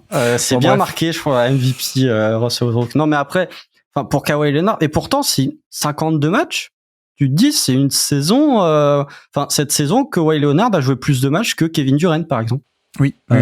C'est une bonne saison de Kawhi Leonard, en termes, ou c'est une saison dans sa moyenne, quoi. C'est pas tant le nombre total, c'est presque la fréquence des blessures un peu graves qui augmente, en fait. C'est ça qui est inquiétant. Oui. Bah, tout à fait. Bah, quand tu te fais le ménisque, après t'être fait les croisés, ça commence à faire beaucoup pour un joueur de 32 ans. Donc voilà, c'est difficile, mais c'est d'autant plus frustrant, comme tu l'as dit, que le niveau de Kawhi Leonard était immense à son après, au passage de l'année 2023 où finalement post All-Star Break, il avait manqué peu de matchs en plus. C'est ça qui est d'autant plus frustrant, c'est que après All-Star Break, les Clippers jouent 21 matchs, Kawhi en loupe 3. Oui, alors qu'en début de saison, c'est un peu l'inverse. Genre, il revient dès le début d'année et en fait, il fait des sorties à 15 ou 20 minutes. Ensuite, il joue pas du tout pendant le mois de novembre ou décembre, un truc comme ça. Tout à fait. Comme tu dis, après, à la fin, il était devenu sur un rythme énorme, quoi. Ouais, sur les 24 premiers matchs, il en joue 5. Ouais, voilà. Donc, il y en a 2 où il sort du banc. Allez, on enlève. Donc, 82 moins 25, ça fait 57. Ensuite, il joue 52 des 57 matchs. Ouais. Sur la fin de saison. Et il se reblesse. C'est d'autant plus frustrant. Oui, bonne chance pour Kawhi Leonard et Zion dans le DH20. Non, on va pas spoiler, mais il y a peut-être... Non, Zion, non, c'est pas du tout le même cas. Mais effectivement, Kawhi est, du côté de Dunkebdo, est celui qui nous fait nous poser la question en se disant, bon, est-ce qu'on fait un classement avec Kawhi ou on fait un classement sans Kawhi? Oui, alors en plus, je te dis ça, mais je pense que moi aussi je vais faire un classement, donc on va être confronté aux mêmes difficultés. Petit indice chez vous. Mais bref, donc voilà un peu pour Kawhi Leonard. Est-ce qu'on a des joueurs, est-ce qu'on a des stats qui te restent, des joueurs dont tu voudrais discuter, des petits sujets à droite à gauche, puisqu'on a fait toutes nos stats, on a fait 5 chacun, mais est-ce qu'on a des petits sujets tout de même à aborder en fin d'émission? J'aimerais bien parler justement du changement de philosophie qu'il y a eu au poste 5 du côté des Clippers. Parce que tu parlais justement de la capacité de drive de Kawhi Leonard. Je trouvais que cette capacité, elle est d'autant plus bonne, elle est d'autant plus utilisée lorsque tu avais un 5 ailier, entre guillemets, qui étaient soit Marcus Morris, soit Nicolas Batum, soit Robert Covington. Déjà, Ivica Zubac, on se fait souvent la réflexion du côté de Doc Hebdo de dire quel est le joueur à son poste average, c'est-à-dire vraiment moyen. Et en pivot, il y a souvent le nom d'Ivica Zubac qui revient. Oui. Donc je suis pas un grand fan d'Ivica Zubac, et je trouvais que les Clippers étaient intéressants dans leur capacité à avoir justement ces ailiers, quasiment que des ailiers, pour défendre avec la capacité de switch all. Déjà, ce qu'ils ont perdu, vous l'avez bien expliqué avec Tom, avec la mauvaise saison de Marcus Morris, avec le fait aussi que Robert Covington commence à vieillir et que c'est de plus en plus compliqué pour lui d'être utile et impactant sur le parquet, notamment offensivement. Et avec l'arrivée de Mason Plumlee, ils ont perdu ce côté connecteur que pouvait avoir Nicolas Batum au poste 5, où il est vraiment devenu ce joueur dans le corner à pas faire grand-chose. Donc, je suis pas trop fan du changement de philosophie d'avoir vraiment deux pivots qui sont que des pivots en tant que titulaire et en tant que backup, alors que ta philosophie d'avoir un poste 5 ailier, je la trouvais bien plus intéressante en fonction de l'effectif et des qualités de l'effectif qu'il pouvait avoir. Oui. Moi, pour le coup, j'avoue que moi, je suis assez fan de Covington, mais je pense que pourquoi est-ce qu'ils ont fait le trade de Plumlee, c'est pour plusieurs raisons. Et à mon avis, la principale, c'est le fait que Covington n'était pas respecté à 3 points, en fait. Donc ça annule complètement le fait de se dire, allez, on joue avec un ailier en poste 5, genre un peu small ball. On a un peu, pourquoi est-ce que tu fais ça? C'est parce que du coup, il est capable de défendre les postes 5, donc il assure quand même un minimum. En plus, il y a la mobilité peut-être sur des switches, et surtout, tu as l'avantage que comme c'est en extérieur, du coup, il est respecté à 3 points. Or, le fait est qu'il n'était plus respecté à 3 points. Il n'était vraiment pas assez bon de ce niveau-là. Donc, quitte à ne pas avoir un bon spacing un peu optimal, je pense qu'il y a eu un peu ce truc de se dire, vu qu'il n'est pas respecté, autant mettre un mec qui n'est pas respecté non plus et qui a peut-être d'autres avantages. Et qui, notamment, sur tout ce qui est le travail de gros, pour le coup, le fait mieux que Covington. Covington est un ailier qui peut très bien défendre le panier, mais ça reste un ailier. Et surtout, c'est pas quelqu'un qui, en défense au poste, je pense que le move a été un peu pour ça. Au cas où tu rencontrais Jokic, notamment en playoff, c'est mieux d'avoir peut-être un Mason Plumlee qui a un gabarit de pivot. Et en plus, d'ailleurs, autre point aussi, Plumlee a aussi un côté très passeur et très connecteur à sa manière, qui apporte un peu de lien avec des dribble and off, qui est un profil qui n'existait pas et qui, donc voilà, le fait que Covington n'avait pas plus trop cette respectabilité à 3 points fait que les Clippers se sont dit, quitte à plus avoir un 5 respecté à 3 points, autant aller à fond là-dedans et prendre un vrai 5. Du coup, il sera pas plus respecté, mais il pourra avoir de la défense au poste bas, il pourra peut-être avoir un peu de protection de panier, de la finition aérienne aussi, que pouvait pas faire Covington, et en plus du jeu de main à main et un peu de passing. Mason Plumlee est un très bon passeur pour un pivot. Donc voilà, pour moi, j'explique un peu ce choix comme ça, et en tant que grand optimiste de Covington, c'est vrai que là, ça commence un peu à s'accumuler, les mauvaises expériences, et je perds pas espoir, mais ça devient compliqué, quoi. Ouais, il a un peu dans ce rôle, justement, de PJ Tucker, parce qu'il est à 39% à 3 points, Covington, cette saison. Ouais. Mais il n'était pas respecté comme un joueur à 39% à 3 points. Et surtout, 39% à 3 points, aussi, peut-être que le pourcentage est boosté parce que, justement, il est dans un fauteuil et personne ne fait de close-out. Donc, c'est pas le 39% d'un vrai shooter, quoi. Ouais, sur un volume moindre que ses précédentes années aussi. Ouais. Effectivement, t'as parlé de Bones Hyland, qui n'était pas un joueur inintéressant, mais moi, je n'irais pas jusqu'à dire qu'il est intéressant pour autant encore. Non, c'est difficile, Bones Hyland. Déjà, à Denver, au niveau comportemental, on sait un peu pourquoi il a été échangé du côté de Denver. Et ensuite, c'est très difficile, ce genre de profil-là. Très jeune, efficacité très brut, et pas très passeur, quoi. Ouais, et puis pas de défense non plus, quoi. Et pas de défense, ouais. Je sais pas, mais après, il a pas été si mauvais que ça lors de la série face aux Suns, de mémoire. D'ailleurs, je m'en voudrais de ne pas citer cette line-up que nous a proposé Tyronn Lue face aux Suns, constituée de Russell Westbrook, d'Eric Gordon, de Norman Powell, de Bones Hyland et de Terrence Mann, dans un 4e quart-temps d'un match de play-off, qui ont failli renverser les Suns, hein.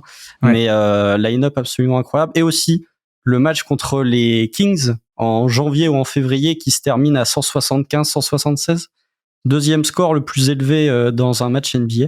Mais Bones Hyland, qui est un joueur dont je suis pas fan du tout, qui n'a pas été si mauvais que ça lors de la série de playoffs, mais il y a trop d'inefficacité, trop d'absence de playmaking et trop de défense pour l'instant pour réellement être utile.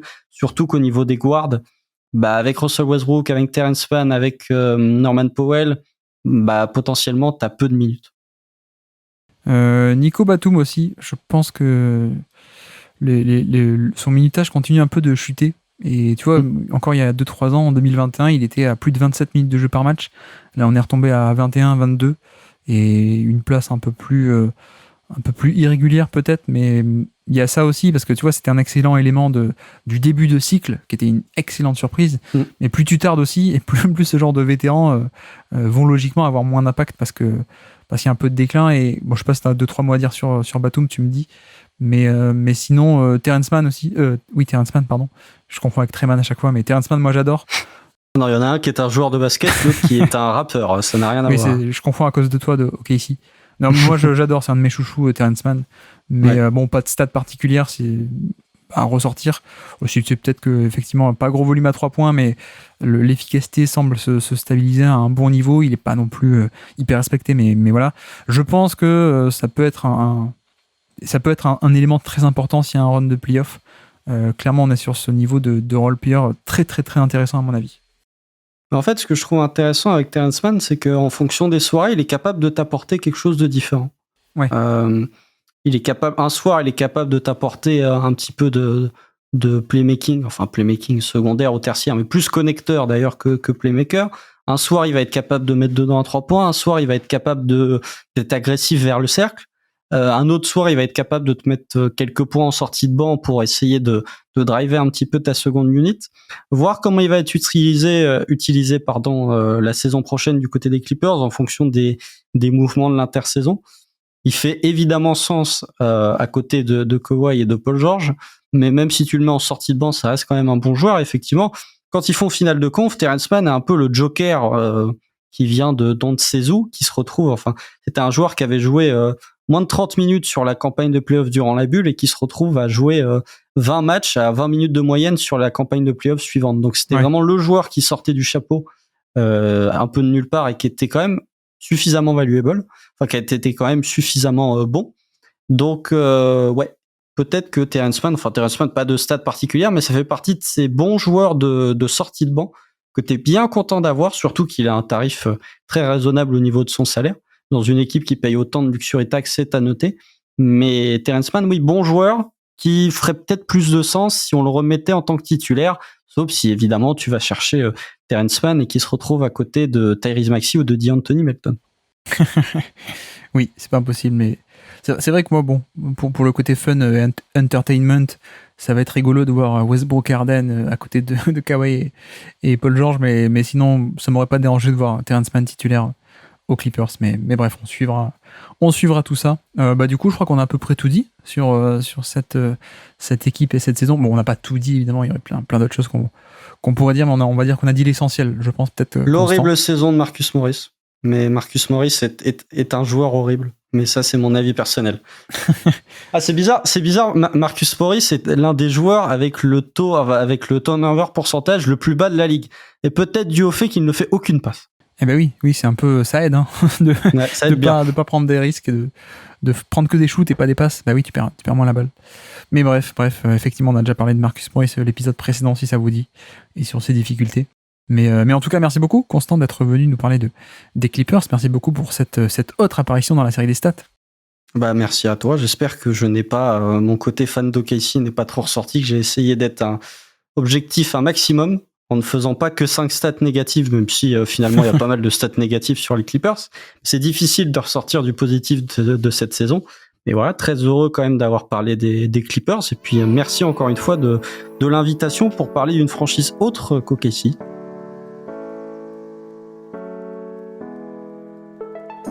Merci à tous d'avoir suivi cet épisode, j'espère que ça vous aura plu, bien entendu. Bon, c'était pas simple, hein, ce cas des Clippers qui sont un cas particulier, pour le moins on peut dire, avec une saison très difficile, un niveau de talent d'un côté qui a été très haut, et de l'autre côté, un niveau de performance plutôt irrégulier, voire même décevant, comme on l'a bien exposé. Donc épisode compliqué, on espère qu'on s'en sera bien sorti pour dépeindre la saison 2023. S'il y a des oublis, on se donne rendez-vous dans le Discord, évidemment. Et du coup, nous, pour la prochaine fois, ça y est, on y arrive. La nouvelle saga d'intersaison, quoique pas encore, puisque je vous avais promis 2-3 petits épisodes bonus pour la saga de l'an dernier, la 100e. Et donc je me suis dit, avant de totalement commencer la nouvelle saga, que je suis en train de préparer et d'enregistrer, qui n'est pas encore totalement prête, avant ça, pour patienter, nos 2-3 petits épisodes bonus de la 100e, et donc, la prochaine fois, du lourd, du très très lourd, puisque le tant attendu épisode, non pas des valeurs cumulées, mais le top 10 des meilleurs pics de la décennie. Non pas qui a été le mieux sur la longévité et sur la valeur accumulée, mais qui a atteint le meilleur niveau à un moment de la décennie. Et donc, sur ce, je vous remercie une nouvelle fois de nous avoir écoutés jusqu'au bout. Un grand merci à Constant d'être revenu sur le podcast. Et moi, je vous dis à très bientôt. Ciao.